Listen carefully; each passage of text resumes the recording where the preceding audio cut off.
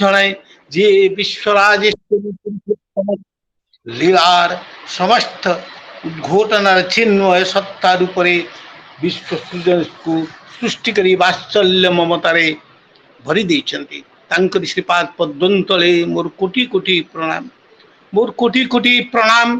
ନାଦ ବିନ୍ଦୁ ଦୈତ୍ୟ ରୂପ ଅମରେନ୍ଦ୍ର ତୀର୍ଥ ଗୁରୁ पावक पुरुषो आद्याचार्य योगीश्वराय ते नमः। हे योगीश्वर पावक पुरुष सत्संगराध्य आचार्य तीर्थगुरु आपण नादबिंदु पुरुषोत्तमकर ज्येष्ठात्मज से श्री बड़दांकर श्रीपाद पद्मतले कोटि कोटि प्रणाम। कोटि कोटि प्रणाम जनाए ब्रह्मी ज्योति विभातनु प्रेम शुद्धा कारुण्य रूपम शोकहारक आचार्य मूर्ते भक्तार्चित पद पल्लवं सुखहारक आचार्य मुक्ति भक्तंक द्वारा अर्चित से श्रीपाद पद्मतल को मु कोटि कोटि प्रणाम जनाए। गुरु परिवार समस्त मोर कोटि कोटि प्रणाम।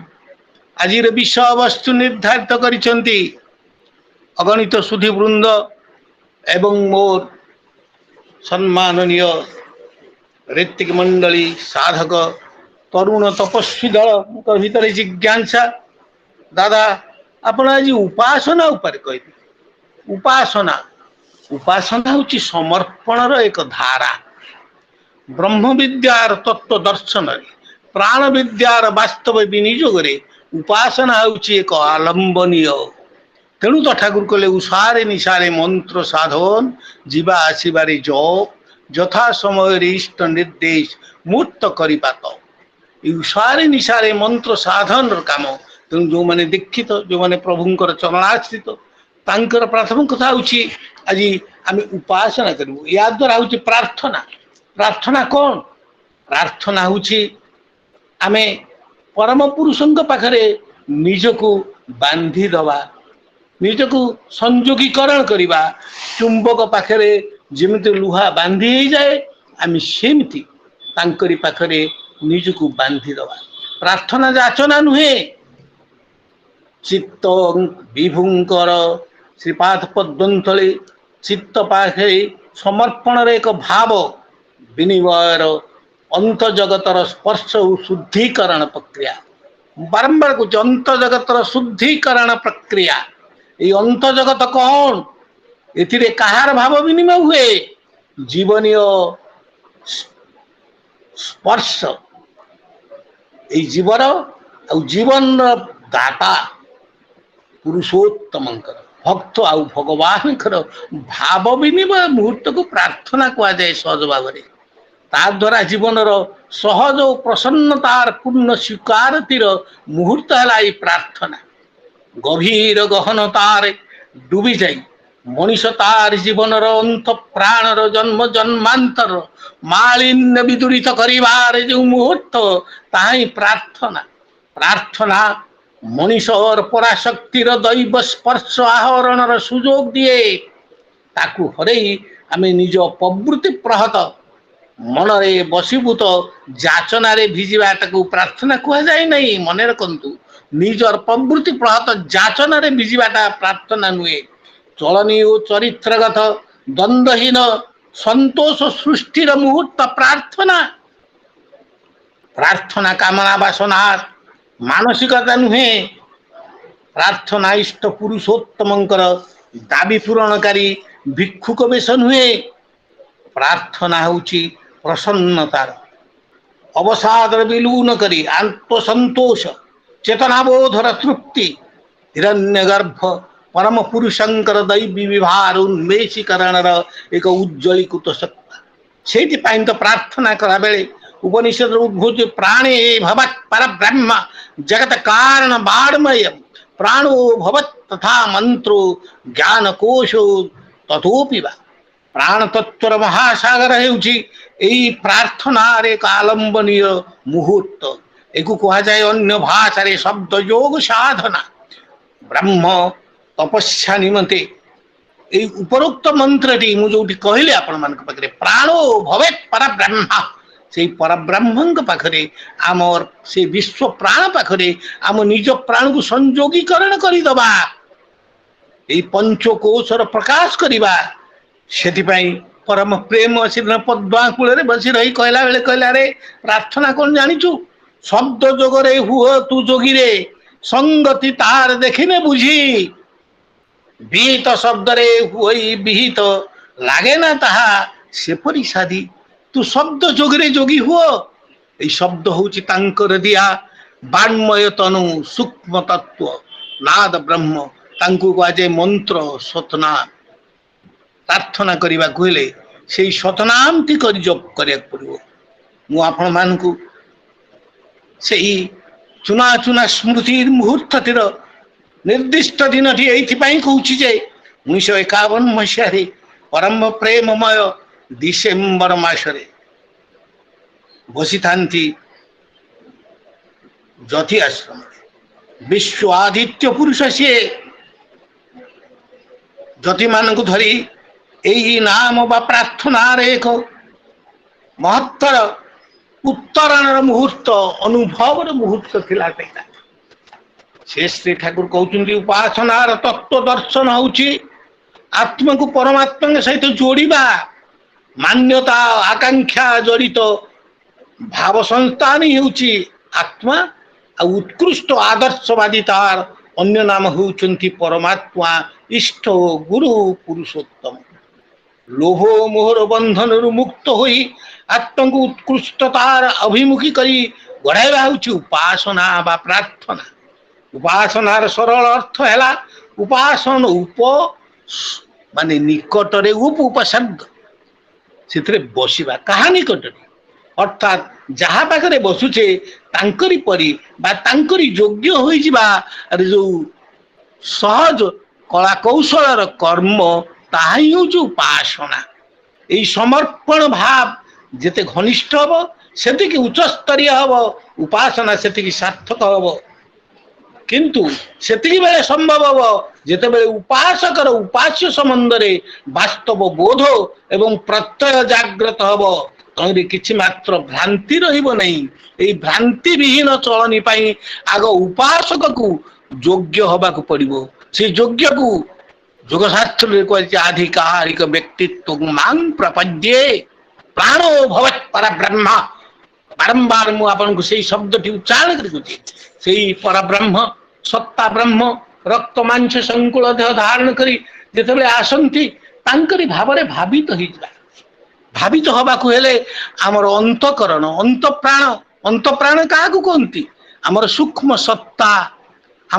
सत्ता किए मन बुद्धि चित्त अहंकार इति चतुष्टयानि अंतकरणानि मन बुद्धि चित्त अहंकार ये चारोटी होउछि अंतकरण ये मन बुद्धि चित्त अहंकार कौन हुए ना जन्मजान आही संस्कार आकृतो सूक्ष्म बोधानुभूति प्रज्वलती संचयती च जहाँ आम कहू गुप्त चित बा चित्र गुप्तर कथा मन बुद्धि चित्त अहंकार को तदाकार करिवार समर्पण कर चलिबार उपासनार होची मूल तत्व दर्शन ताकू हृदयंगम करने को जो प्रचेष्टा ताहे होची तपस्या ताकू परम प्रेममय श्री ठाकुर बाबरे कहले दीक्षा दीक्षा नेले कौन हुए दीक्षा नेले ठाकुर कहले दीक्षा है भगवान मस्तिष्कर छाप सील ऑफ द गॉड से पद्मा कूल कहले अरे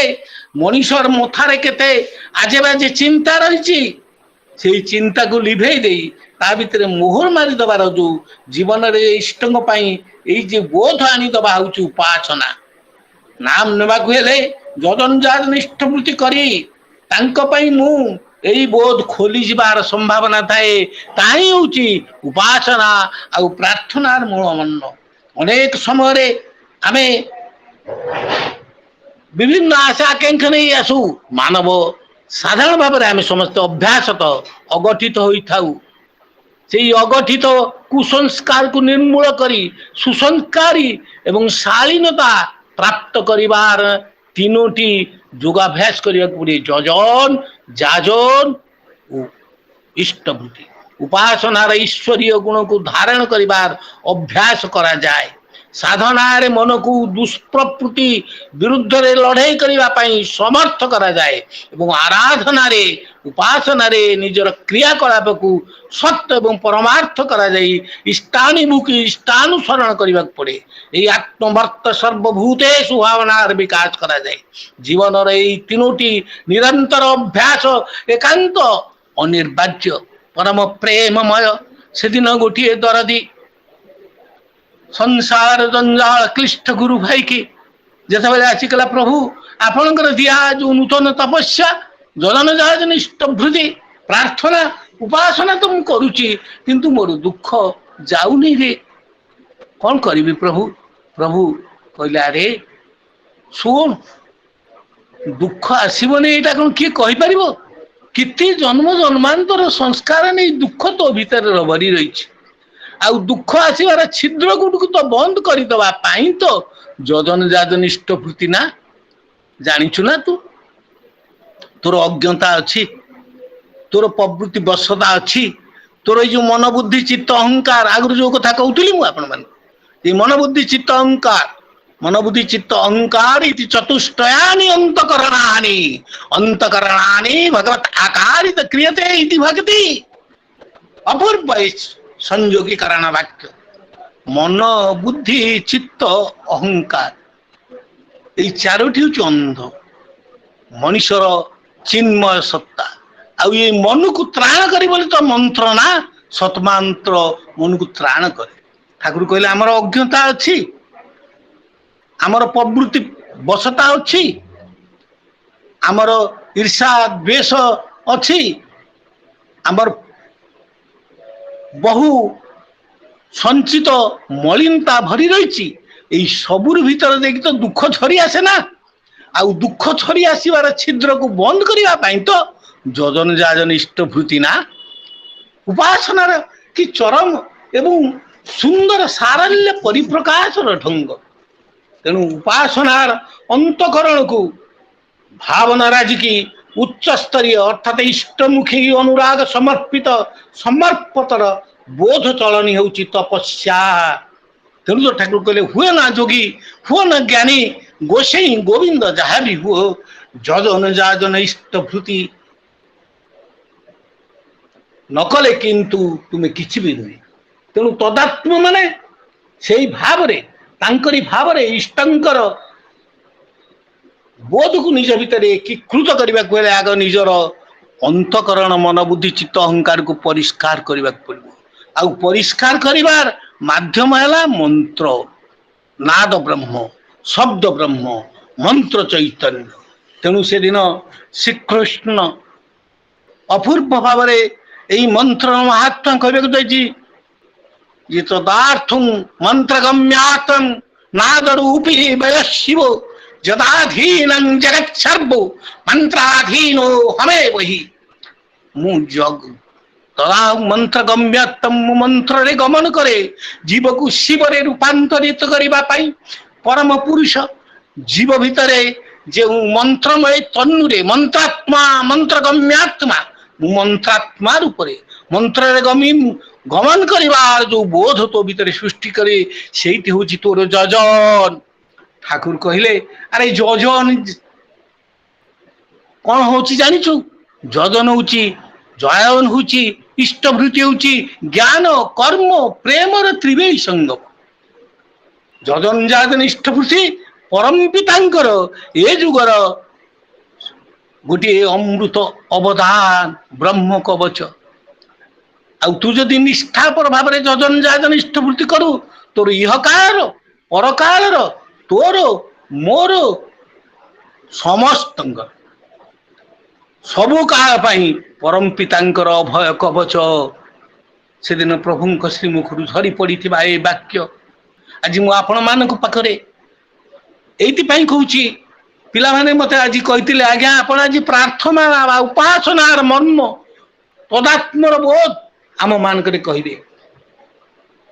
गभीर भाव श्री श्री ठाकुर से दिन जति आश्रम बसी शब्द ब्रह्म बा मंत्र चैतन्यर कथा कहले से जो वाक्यटी मु संस्कृत रे कहूली परम पुरुष कथा तदात्म मंत्र गम्यात्म नाद रूपी वय शिव नाद रूप रे मु तोर मंगलकार शक्ति रूप रे प्रवेश करे जदाधीनं जगत सर्वं मंत्राधीनो हमें वही जांको अधीन रे समस्त जगत आप्तिकृत होइछि आ मंत्राधीन हमें वही मु निजे मंत्र अधीन रे कि अपूर्व करुणार सागर सी मंत्र रूप रे प्रतीति हतचेतन जीव दिहरे से प्रवेश करिसंती मंत्रमय तनुरे सकाळु अरुण उषार आगमन रे करिबु तुही सज्जा त्यागर पूर्व भागे करिबु इष्ट भृतिर जाग ए सज्जा त्यागर पूर्व भागरु तू मंत्र साधन करिबु किंतु केमिति मंत्र साधन करिबु मंत्र साधन करिवार गोटे प्रक्रिया अछि गोटे कौशल अछि उपासनार गोटे पदार्थ मर्म अछि से मर्मटी है परम प्रेम भयंकर अपूर्व आमे माने अनेक स्वाध्याय करूना तथा कथित अवांछित तेणु वाक्य क्या कहती प्रार्थना क्या कहती ताकू ही कहती जा तार गुण को गान करे आजे बाजे कथा नुहे तेणु ठाकुर कहले अरे शब्द ब्रह्म रे युक्त रहिले सत्तारे युक्त रहिल नहीं सत्ता ही इष्ट सत्ता ही गुरु स्खलित हेलो धरिल नहीं शब्द ब्रह्म रे तमे युक्त हेलो किंतु सत्तारे युक्त हेलो नहीं सत्ता ही इष्ट सत्ता ही गुरु शब्द ब्रह्म को पाइबु किपरि सत्ता ब्रह्म को जदि न जाणु अपूर्व वाक्य मु आपण मानक पाखरे आज उद्घोष करूछु जेहेतु तरुण तापस दल मन भितर अनेक आशा आकांक्षार उच्छलता किंतु प्रस्तुति हवा पड़ो कुंभार जमी माटीटे गढ़ा पूर्व ता निजर हाथर स्पर्श रे काटी कुठा गोड़ी की बाछी दिए बाछी देला पर ताकू कह जाए पाग माटी ए शरीर टाकू ठीक से ही भली भाव रे ए देह टिकी ठीक से ही भली भाव रे पाग माटी भरी करी तांको पाखरे छाड़ी दबा एवं तांको पाखरे समर्पित करिवार जो प्रक्रिया ताई होची उपासना बा प्रार्थना प्रार्थना शब्द संयोजना नुहे प्रार्थना कौन आमे अनेक आजिकल भिक्षुक होइछे किंतु आमे प्रार्थी है नहीं प्रार्थी हमार गोटे योग्यता रही से योग्यता टी कौन से योग्यता टी होउछि जेते अनादर करंतु सी जेते अत्याचार करंतु ना रे निष्ठा निपुण अनुरागर करही तांकर वंदना रे उपासना अपूर्व सरल सहज जेते अनादर करंतु सी तुमर निष्ठा तुमर निपुण अनुराग এই অনুরাগ নেই তুমি তাঙ্ক পাখরে শব্দ ব্রহ্মগুলো চালিব সেটিপাই তো সে কইলে না মো মন্ত্রে গমন করে নাদ রূপী বয় শিব যদাধীনং জগৎ সর্ব মন্ত্রাধীনং মবে হই মন্ত্রাত্মা মু মন্ত্রর আত্মা আপন মানে যেতেবেলে নাম জপ করন্তি পরম পুরুষ आपणकर प्राणतंत्री भीतरे नाद स्पंदन भीतरे से नाद ब्रह्म रे आसंती आपण भाबुथिबे बुढ़ाटा कहूची नाद ब्रह्म कौन अरे से निजे परम पुरुष शब्द ब्रह्म से सत्ता ब्रह्म होइके आसीचंती रक्त मांस संकुल देह धारण करी तांको देह आम देह नुहे तांको देह आधी दैहिक देह सेइथिपाई तो तांग निज तुंडर कथा से कले अरे जुगर बंचिबा बढिबा बेले ग्लानी जे बेले देखा दिए पुराण पुरुष विग्रह नहीं बदली आनती अद्भुत उच्चारण करी मुखस्थ करी कहिबा अलग जिनिस प्रतिटी कथा तांकरी भाबरे भावित तल्लीन होई बुझिबा पुराण पुरुष पुराण माने पुरा इति नवः जेते बेले जीवनर सेई शाश्वत सनातन धर्मर वास्तव चलन सुंदर दिव्य ज्योतिर शिखा हजि जाए से बेले सी आसंती विग्रह नहीं विशेष रूपे भूत कायाकल्प परिग्रहण रूप तेणु तांकर मानुष तनु से तनु किंतु ठाकुर निजे कहउछन भाषा आधि दैहिक समाहार रे तांकटी तांकरी अभिव्यक्ति अबोध शब्द संयोजना दुईटी विश्लेषण अप्रमेयत्व क्या संगे क्या जोग जोग सी एकमात्र तेणु सत्ता ब्रह्मर यही पूजा ही तो शब्द ब्रह्मर अर्चना सता ब्रह्म रूप जिते सी अवतरण करते अवतरण अवतार बोली आम कहूँ क्या अवसर्ग त्रु प्लवन तराणी अवतार समस्त न्यूनतारू जीवनर समस्त संकीर्णतारू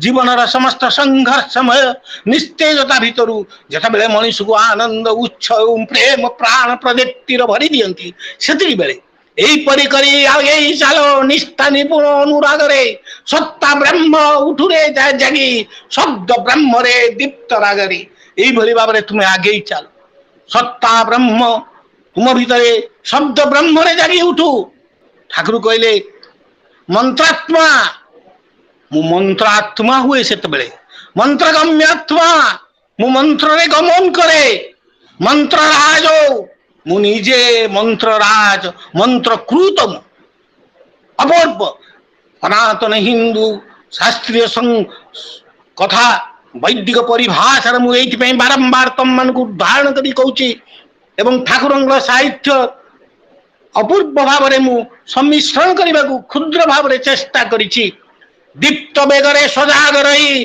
शुणिम रही नाद स्पंदन दीप्त बेगरे सजाग रही शुणिम रही नाद स्पंदन निष्ठानुगत्य कृतिष्टंक ठारे अतूट रही यही बंधन अपूर्व वंदना क्या कहते प्रार्थना क्या कहते उपासना क्या कहते तदात्म भाव समर्पण भाव आते हुए भगवत आकारित क्रियते इति भक्ति भगवान को मुखी करी चले इष्ट मुखी करी चले सत्ता ब्रह्मंकर निष्ठा को नहीं चले तेणु प्राण द्वारा ही जीवन तुमार स्पंदन ही तार गति वेग और स्पष्ट करके परम प्रेम में श्री श्री ठाकुर कौन गले तुम्हारा जीवन कौन प्राण धारा महाप्राण को प्राण धारा संगे संयोगीकरण करवा तो जोग ना जोग कर्म कौशलम ताई तो उपासना से तुम्हें जीवंत थाओ से थाओ नहीं आवेग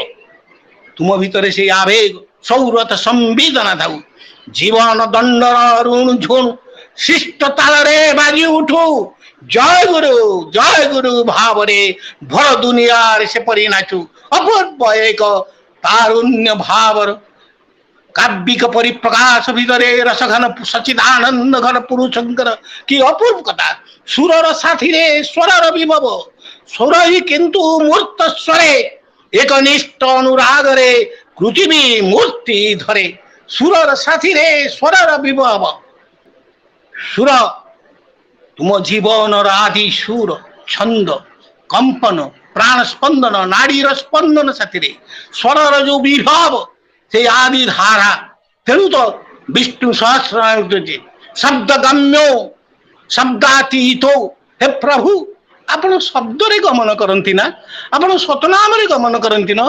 शब्दातीत खाली आपण शब्द रे गमन करती नहीं शब्द को अतिक्रम कर चलती दीन बांधव करुणामय जीवन द्युतिर प्रशांत सुर ठीक जानी था तू यही नाद शिष्ट कर्म हुई ध्यान रे चाल काटी चाल सबु प्रमाद जीवन सृष्टिर शिष्ट नाद होची एई सतनाम प्रार्थना कला बेले आम भितर से मानसिकता सृष्टि हो आम मन मननाथ प्रायते मंत्र मंत्र कौन जहाँ मनन कले मांकड़ जमती केला सद्गुरु हेले गोटे केला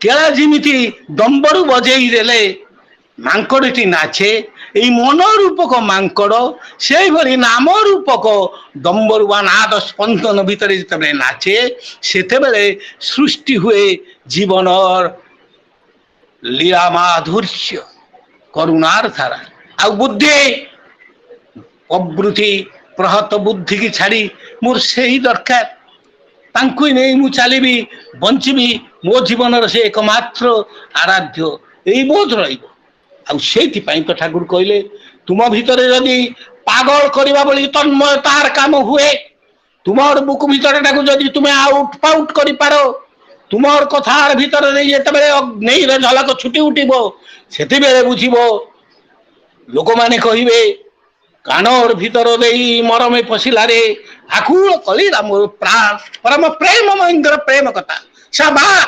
जातस्य गुण गृहीतया आमे ताकू ए वाक्य कहबा जहा तांकर गुण को गान करे गुण गान करबा पई जो योग्यता ताकू कह जाय आधिकारिक व्यक्तित्व एवं से आधिकार व्यक्तित्व हासिल करबा पई जो सदाता सदाचार ताकू ही कह जाए मनीष और पवित्र मुख्य जीवन पुण्य चिंता पुण्य आचार पुण्य व्यवहार पुण्य चलन भीतर दे मनीष पुण्य श्रवाई उठे प्रार्थना प्रार्थना तथा कथित युक्ति तर्क बौद्धिक ज्ञान नुहे प्रार्थना प्राण एक अनंत उच्छ्वासर कल्लोल प्रार्थना मनुष्य जीवन साधारण कुंभकार जमती ताकू स्वागत करी माटी के ताकू साहज करी तोली तोले ताकू विभिन्न गर्थ करे ठीक से भाव में प्रार्थना होची मनुष्यर साधना सिद्धर एक मौलिक सिद्धांत आउ से सिद्धांत को अनुसरण करिबार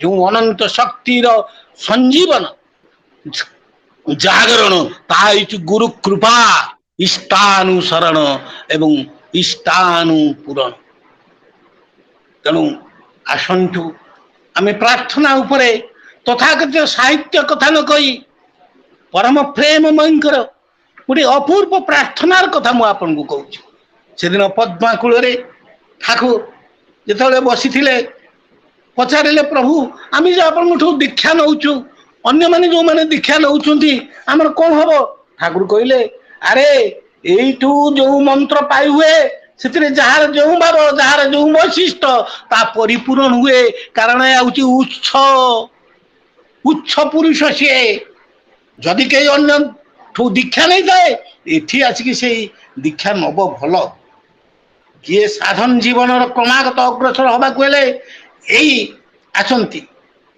कौ कौ कहले देख मुझे घटना शुणी जे दीक्षा नबार कथा शुणी जनकर गुरु ताकू आगुरु खूब बिगड़ी जाते किंतु परवर्ती काल सी गुरुंकर व्यवहार परिवर्तन देखला जे से शिष्य जिते तार से पूर्ववर्ती गुरु प्रति आहुरी आवेग श्रद्धार परिपूर्ण चलन देखला सी कहला अरे बाबू मु तो ते दीक्षा देती तू सेमती करूनु बर्तमान ये दिग्दर्शन केउठु पाइलु से कहला आज्ञा मोर गुरु मते कहते तो पूर्ववर्ती गुरु को भल पाइबू पूरण करू तार ये कथार जो आवेग से कहला आपण किसी करने मो ठाकुर भारी खुशी होती आ ठाकुर को खुशी करने मुझे कथा करुच्ची आज्ञा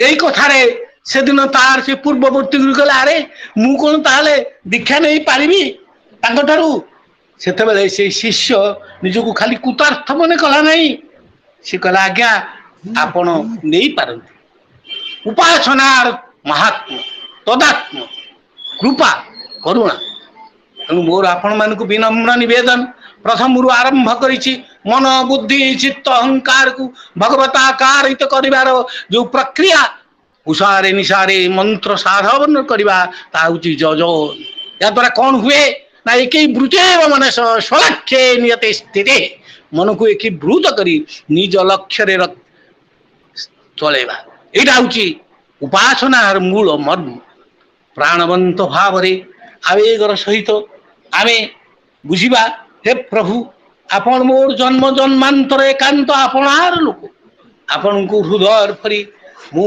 अंतर दे जेबली से अमृत आनंद पान करे मो परिवार परिवार बोली यही समस्त जानिबा वाला मनीष स्वार्थ कुशल लोक समस्त पुरातन समस्त अधिष्ठाता ऋत गर्भरु जे जात से दिन वेदरे कहे तमुस्त्रोतार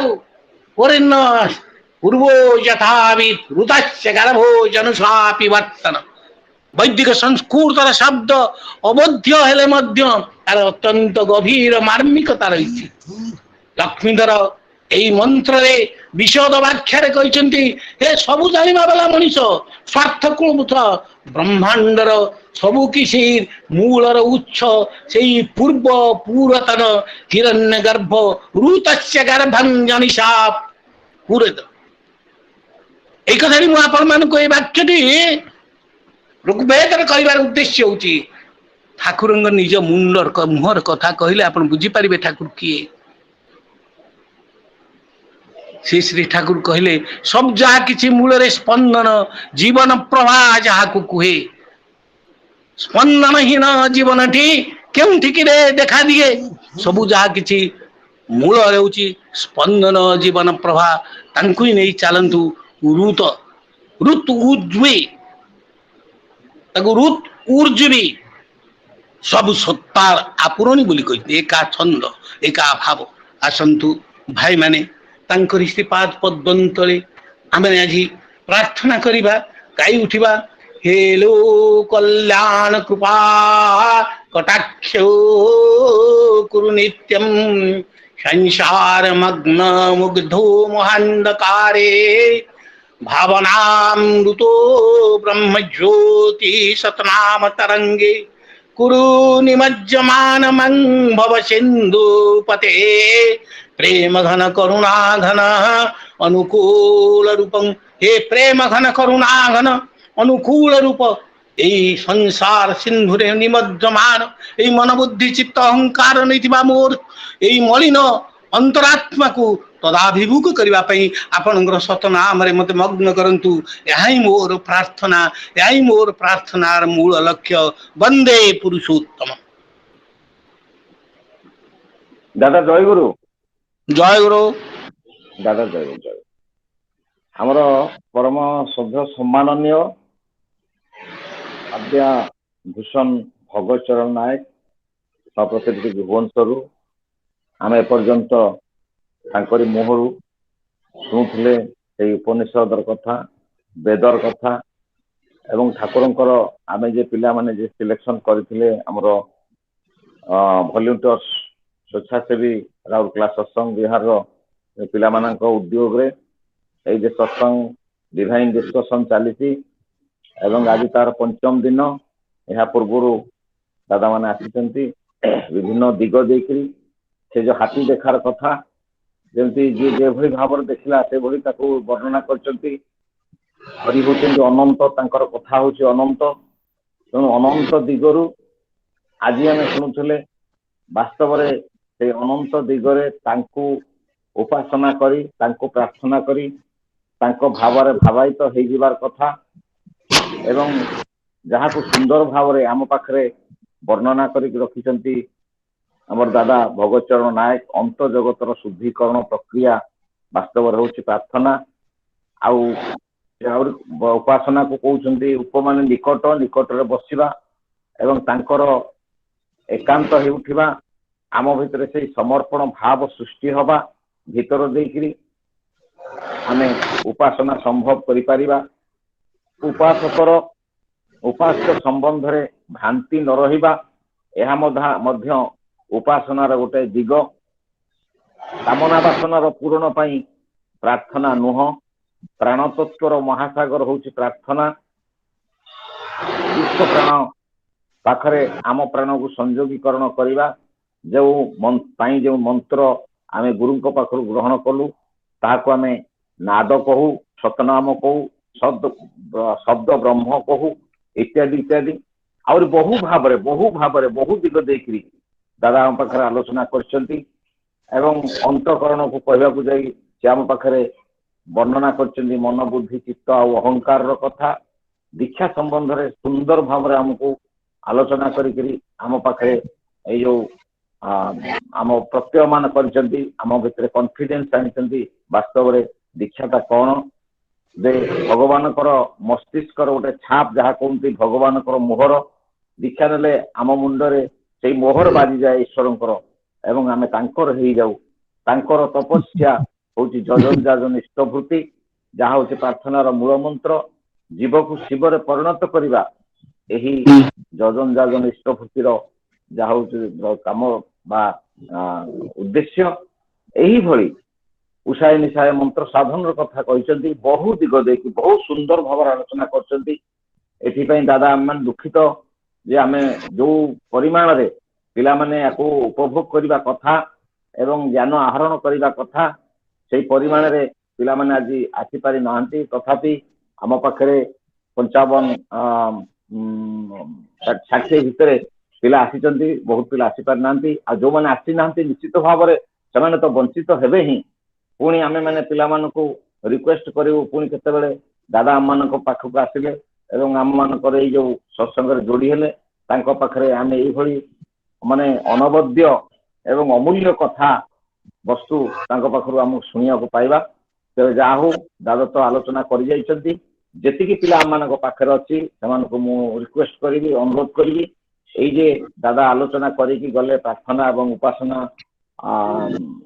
ସମ୍ବନ୍ଧରେ ସେ ବିଷୟରେ ଯୋଉ ଭାଇମାନେ ଆମର ଯୋଉ ରାଉରକେଲା ସତ୍ସଙ୍ଗ ବିହାରର ଯୁବ ଭଲ୍ୟୁଣ୍ଟିୟର୍ସ ଭାଇମାନେ ଉପସ୍ଥିତ ଅଛନ୍ତି ଏବଂ ସୁନ୍ଦର ଭାବରେ ମଧ୍ୟ ଦାଦାଙ୍କର କଥା ଶୁଣିଛନ୍ତି ଏବଂ ଏ ସତ୍ସଙ୍ଗକୁ ଆୟୋଜିତ କରିଛନ୍ତି। ପିଲାମାନଙ୍କୁ ମଧ୍ୟ ମୁଁ ବହୁତ ଧନ୍ୟବାଦ ଦେବି। ତାଙ୍କ ଭିତରେ ଏଇ ଯେ ଅନୁସନ୍ଧିତ୍ସା ଭାବ ସୃଷ୍ଟି ହେଇଛି, ବିଭିନ୍ନ ଦିଗରୁ ଠାକୁରଙ୍କୁ ବୁଝିବା ପାଇଁ ଏଇ ଯେ ପ୍ରୟାସ ଜାରି ରଖିଛନ୍ତି ଏବଂ ଦାଦା ବହୁ ଜ୍ଞାନୀ ଗୁଣୀ ଏଇଭଳି ପଣ୍ଡିତ ଧୀ ସମ୍ପନ୍ନ ଗୁଣୀଜନକୁ ଡାକିକିରି ସେମାନେ ତାଙ୍କ ଭିତରେ ଗୋଟେ ଆକାଂକ୍ଷା, ଗୋଟେ ଆଗ୍ରହ ସୃଷ୍ଟି ହେଇଛି, ଗୋଟେ ଅନୁସନ୍ଧିତ୍ସା ଭାବ ସୃଷ୍ଟି ହେଇଛି। ସେଥିପାଇଁ ସମସ୍ତ ଯୁବ ଭଲ୍ୟୁଣ୍ଟିୟର୍ସ ଭାଇମାନଙ୍କୁ ମଧ୍ୟ ମୁଁ ବହୁ ଭାବରେ ଧନ୍ୟବାଦ ଜଣାଉଛି ଏବଂ ସେମାନେ ଏଇଭଳି ଭାବରେ ତାଙ୍କର ପ୍ରୟାସ ଜାରି ରଖନ୍ତୁ। ଦାଦାମାନଙ୍କ ପାଖରୁ ବାସ୍ତବରେ ଜାଣିବାର ପ୍ରୟାସ ନଥିଲେ, ଯେମିତି କୃଷ୍ଣ ପ୍ରସନ୍ନ ଭଟ୍ଟାଚାର୍ଯ୍ୟଙ୍କର ଭଳି ଭକ୍ତ ନହେଲେ, ଅର୍ଜୁନ ଭଳି ଭକ୍ତ ନହେଲେ ଭଗବାନଙ୍କ ପାଖରୁ ଜ୍ଞାନ କାଢିବା ବା ଏକ୍ସଟ୍ରାକ୍ଟ କରିବା ସହଜ ନୁହେଁ। ତେଣୁ ପିଲାମାନଙ୍କ ଭିତରେ ଏଇ ଯୋଉ ଅଭିନବ ପ୍ରୟାସ ସୃଷ୍ଟି ହୋଇଛି ଯେ ଆମମାନଙ୍କ ଗହଣରେ ଯୋଉ ଜ୍ଞାନୀ ଗୁଣୀ ଭକ୍ତମାନେ ଅଛନ୍ତି, ଇଷ୍ଟପ୍ରାଣ ଗୁରୁ ଭାଇମାନେ ଅଛନ୍ତି, ତାଙ୍କର ମଣିଷ ଅଛନ୍ତି, ସେଇ ମୂଲ୍ୟବାନ ତାଙ୍କ ପାଖରୁ ଆମେ ଜ୍ଞାନ ଆହରଣ କରିବା ଏବଂ ଯେତେ ପାରାଯାଏ ତାଙ୍କ ପାଖରୁ ଏକ୍ସଟ୍ରାକ୍ସନ କରିବା ଏଇ ନଲେଜକୁ, ଏଇ ଜ୍ଞାନକୁ, ଏଇ ବୁଦ୍ଧିକୁ ଏବଂ ଆମମାନଙ୍କ ଭିତରେ ଥିବା ମନୋବୁଦ୍ଧି ଚିତ୍ତ ଓ ଅହଙ୍କାରକୁ ନିୟନ୍ତ୍ରଣ କରିବା ଏବଂ ତାଙ୍କର ହେଉଥିବା ଏହି ପ୍ରୟାସ ଜାରି ରହିଲେ ଆମେ ଆଗକୁ ଆଗକୁ ବହୁ ଜିନିଷ ଜାଣିପାରିବା। ବହୁ ଦାଦାମାନଙ୍କ ପାଖରୁ ବହୁ ଜ୍ଞାନର ଆମେ ମଧ୍ୟ ଅଧିକାରୀ ହେବା ପାଇଁ ଚେଷ୍ଟା କରିବା। ଅନ୍ତତଃ ପକ୍ଷେ ଆମ ଭିତରେ ଯୋଉ ଧାରଣାଟା ଈଶ୍ୱରଙ୍କ ଉପରେ ବା ଠାକୁରଙ୍କ ସମ୍ବନ୍ଧରେ ବା ପରମ ପିତା ଆମେ ଯାହାକୁ ଭଗବାନ ବୋଲି କହୁଛେ, ଈଶ୍ୱର କହୁଛେ, ସଦ୍ଗୁରୁ କହୁଛେ, ଠାକୁର ଅନୁକୂଳ ଚନ୍ଦ୍ରଙ୍କ ବିଷୟରେ ଅନ୍ତତଃ ପକ୍ଷେ ଆମର ଗୋଟେ କନସେପ୍ଟ କ୍ଲିୟର ହବା ପାଇଁ ଆମେ ଚେଷ୍ଟା କରିବା। ଏଇଭଳି ହଉ ହଉ ହଉ ହଉ କେତେବେଳେ ହୁଏତ ଆମେ ତାଙ୍କର ହେଉଥିବା ଏହା ନିଶ୍ଚିତ ଭାବରେ ସତ୍ୟ ଏବଂ ରୂପାନ୍ତରିତ ହେଉଥିବା ତାଙ୍କ ଏଇ ଜ୍ଞାନ ଆହରଣ କରିବା ଭିତରେ ଦେଇକି ତେବେ ମୁଁ ଆମ ଭିତରେ ଯେଉଁ ପିଲାମାନେ ଅଛନ୍ତି, ଯୋଉ ଭଲ୍ୟୁଣ୍ଟିୟର୍ସ ମାନେ ଅଛନ୍ତି, ତାଙ୍କୁ ମୁଁ ଅନୁରୋଧ କରିବି ଦାଦାଙ୍କ ପାଖରେ ଯାହା କିଛି ମନକୁ ଯାହା ଆସୁଛି ଆମକୁ ଜାଣିବା କଥା, ଆଉ ଦାଦା ଆମ ପାଖରେ ଉପସ୍ଥିତ ଅଛନ୍ତି। ସେ ହଉଛନ୍ତି ଆକ୍ଚୁଆଲି ଜ୍ଞାନର ଭଣ୍ଡାର ଏବଂ ଏଇ ମତେ ଜଣେ ପଣ୍ଡିତ ଲୋକ, ତାଙ୍କ ପାଖରୁ ବାସ୍ତବରେ ଆମେ ଖୁବ ଆପ୍ରୋପ୍ରିଏଟ ମଣିଷଟିଏ ପାଇଛେ, ଯୋଉଟା ଆମର ଉପାସନା ଓ ପ୍ରାର୍ଥନାର କଥା ଖୁବ ସୁନ୍ଦର ଭାବରେ ବର୍ଣ୍ଣନା କରିଛନ୍ତି ଏବଂ ତାଙ୍କ ପାଖରୁ ଆମେ ଯାହା ବି ମନରେ ଆସୁଛି ଏଇ ପ୍ରାର୍ଥନା ଉପରେ, ଉପାସନା ଉପରେ ତାଙ୍କୁ ପଚାରନ୍ତୁ ଏବଂ ତାଙ୍କ ପାଖରୁ ନିଶ୍ଚିତ ଭାବରେ ଆମେ ସଲ୍ୟୁସନ ବା ସମାଧାନ ପାଇବା ଆମ ଭିତରେ ସମସ୍ତ ଆଶଙ୍କା, ସମସ୍ତ ପ୍ରଶ୍ନର। ତେଣୁ ମୁଁ ଭାଇମାନଙ୍କୁ ଅନୁରୋଧ କରୁଛି, ଭାଇମାନଙ୍କ ଭିତରୁ ପ୍ରଶ୍ନ ରଖନ୍ତୁ ଦାଦାଙ୍କ ପାଖରେ, ଯାହା ଆସୁଛି ମନକୁ ସେଇ ପ୍ରକାର ପ୍ରଶ୍ନ ରଖନ୍ତୁ। ନିଶ୍ଚିତ ମୋର ଏ ବିଶ୍ୱାସ ଅଛି ଦାଦା ସୁନ୍ଦର ଭାବରେ ଆପଣମାନଙ୍କୁ ବୁଝେଇଦେବେ। ଜୟ ଗୁରୁ।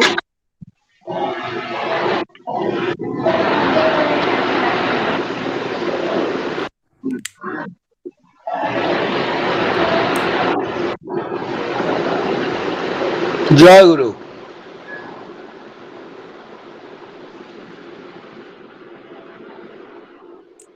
ଜୟ ଗୁରୁ କୁହନ୍ତୁ।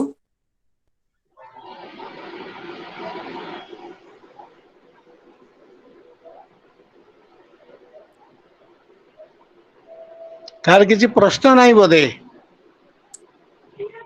ଜୟଗୁରୁ ଦାଦା। ଦାଦା ଜୟଗୁରୁ। ଜୟଗୁରୁ କୁହ।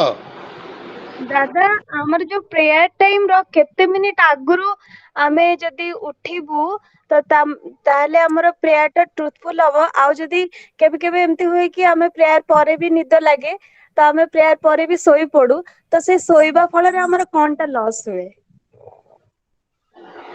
ଶୋଇବା ପରେ ତ ଏଟା ହଉଛି ଶୁଣ, ପ୍ରଭୁ ହେଲେ ସଚିଦାନନ୍ଦ ଘନ ବିଗ୍ରହ। ଏଇ ବୋଧଟା ଆଗ ତମେ ବୁଝ ପିଲେ। ଗୋଟେ ପିଲାଳିଆ ପ୍ରଶ୍ନ। ପ୍ରେୟାର ଟାଇମରୁ କେତେବେଳକୁ ଆମେ ତାଙ୍କ ସାଙ୍ଗରେ ଚିର ଜାଗ୍ରତ ହେଇ ରହିବା ଦରକାର। ଠାକୁର ସେଥିପାଇଁ କହିଛନ୍ତି ଯେ ଅରୁଣ ଉଷାର ଆଗମନରେ କରିବୁ ତୁହି ଶଯ୍ୟା ତ୍ୟାଗ। ଶଯ୍ୟା ତ୍ୟାଗର ପୂର୍ବ ଭାଗେ କରିବୁ ଇଷ୍ଟ ଭୃତି ରିଜାଗ। ଅରୁଣ ଉଷା କେତେବେଳେ? ସାଧାରଣତଃ ମାହେନ୍ଦ୍ର ମୁହୂର୍ତ୍ତ ବା ବ୍ରାହ୍ମ ମୁହୂର୍ତ୍ତ ଯାହାକୁ କୁହନ୍ତି, ସେତେବେଳକୁ ତମେମାନେ ଉଠିବ। ଆଉ ଉଠିବା ପାଇଁ ବିଧି ଅପେକ୍ଷା ବୋଧ ଦରକାର। ମୋ କଥାଟାକୁ ବୁଝିପାରୁଛ ପିଲା? ବିଧି ଅପେକ୍ଷା ବୋଧ ଦରକାର। ବିଧିଟା ହଉଛି ଗୋଟେ ନିୟମ ଭଳିଆ ଆମକୁ ବାଧ୍ୟବାଧକ ମାନି ପଡୁ। ବୋଧ ହଉଛି ଏଇ ସୂର୍ଯ୍ୟ ଉଠି ଆସିଲେ ପ୍ରଭାତି ଅରୁଣ କିରଣର ସ୍ୱର୍ଣ୍ଣ ରଶ୍ମିରେ ପ୍ରଭୁ ତାଙ୍କର ବ୍ରାହ୍ମୀ କୃପା କରୁଣା ବିତରଣ କରିବେ। ମୁନି ଋଷି ମାନେ ହିମାଳୟରେ ବସି ଧ୍ୟାନ କରୁଛନ୍ତି। ଆଚାର୍ଯ୍ୟ ଦେବ ବର୍ତ୍ତମାନ ଧ୍ୟାନ କରୁଥିବେ, ବାବା ଇଦା ଧ୍ୟାନ କରୁଥିବେ, ଗୁରୁ ପରିବାରର ସମସ୍ତେ ଧ୍ୟାନ ମଗ୍ନ, ତପସ୍ୱୀ ମାନେ ଯତି ମାନେ ଧ୍ୟାନ କରୁଛନ୍ତି।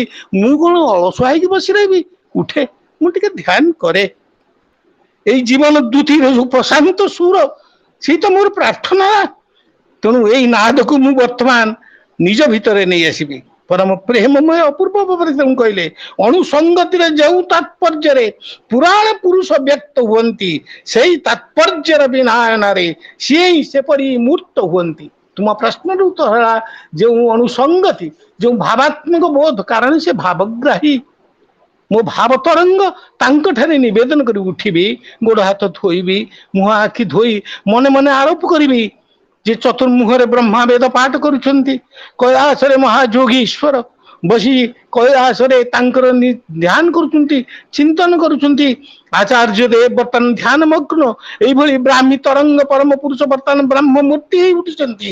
ସେଇ ଅଣୁସଙ୍ଗତିର ଯୋଉ ତାତ୍ପର୍ଯ୍ୟ, ସେଇ ପୁରାଣ ପୁରୁଷ ବର୍ତ୍ତମାନ ଉଦୟ ହେଇଛନ୍ତି ଅରୁଣ ଉଷାର ତରୁଣ ରଶ୍ମିର ଜାଳରେ ମଣିଷର ଭବ ତାପ ଜ୍ୱାଳ ହରଣ କରିବା ପାଇଁ।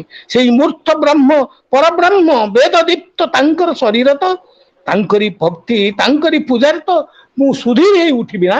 ଏଇ ହେଉଛି ପ୍ରଭୁଙ୍କ ପ୍ରତି ଆବେଗ ଭର ଉକ୍ତି। ଖାଲି ଉକ୍ତି ନୁହେଁ, ବୋଧ। ଖାଲି ବୋଧ ନୁହେଁ, ପ୍ରତ୍ୟୟ।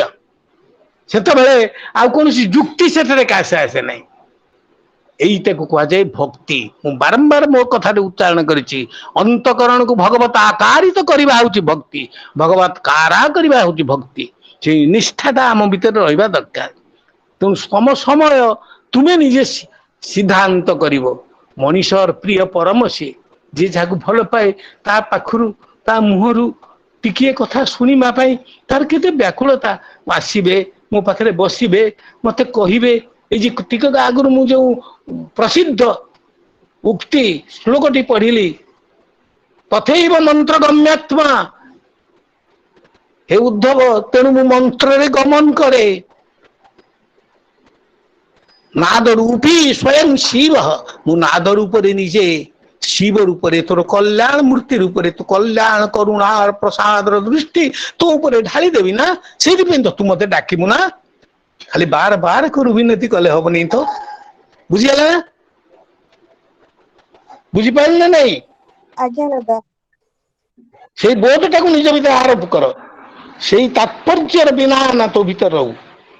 ତେଣୁ ସିଏ ସେତିକି ବେଳେ ମୋ ପାଖରେ, ମୋ ପ୍ରାଣ ଭିତରେ ଯେମିତି ଦିଟା ଝକମକି ପଥରକୁ ଘଷି ଦେଲେ ଅଗ୍ନିରେ ସ୍ଫୁଲିଙ୍ଗ ହୁଏ, ତୁମ ମାନଙ୍କର ପ୍ରାଣ ତନ୍ତ୍ରୀରେ ଯେତେବେଳେ ନାଦ ବ୍ରହ୍ମ ଶବ୍ଦ ବ୍ରହ୍ମ ସୃଷ୍ଟି ହୁଅନ୍ତି, ସେଇ ଶବ୍ଦ ବ୍ରହ୍ମ ସୃଷ୍ଟି କରିବା ପାଇଁ ତା ପୂର୍ବରୁ ତୁମର ସଂଯମ, ଅସ୍ତେୟ, ବାକ୍ସିଦ୍ଧତା, ସରଳତା, ଆତ୍ମୀୟତା, ଆପଣାର ବୋଧ, ଏଇ ବୋଧ ଆସିବ।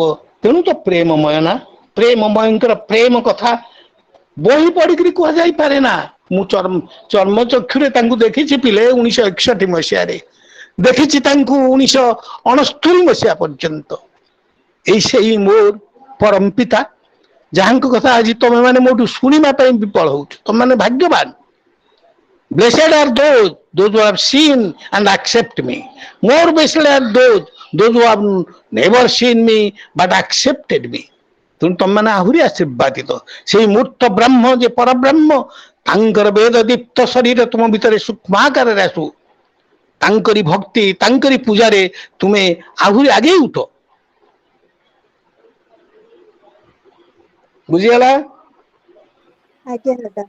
ଦାଦା ଜୟ ଜୟ ଗୁରୁ।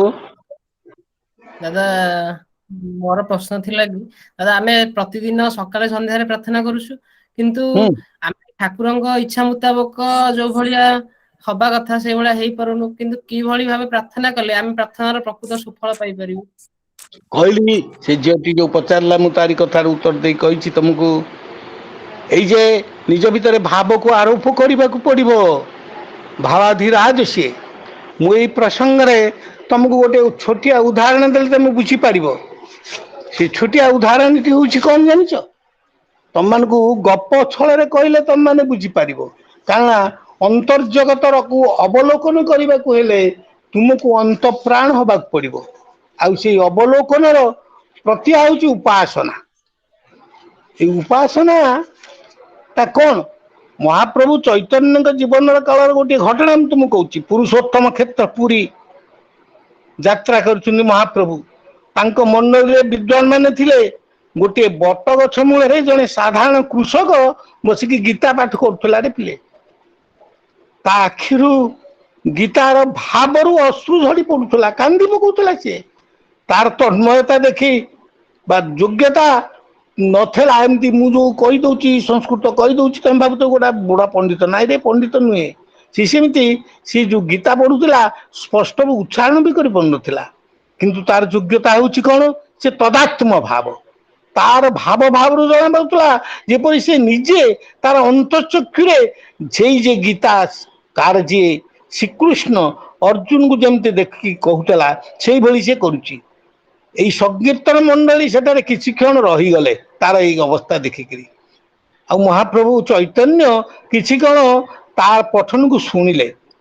ଏଇ ଚାଷୀଟିର ଉଚ୍ଚାରଣ କିନ୍ତୁ ନିତାନ୍ତ ଅଶୁଦ୍ଧ ଥିଲା।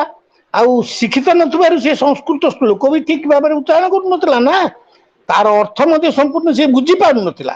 କିନ୍ତୁ କଣ କରିଥିଲା ଜାଣିଛ? ସେ ତଦାତ୍ମ ସମର୍ପଣର ଭାବ।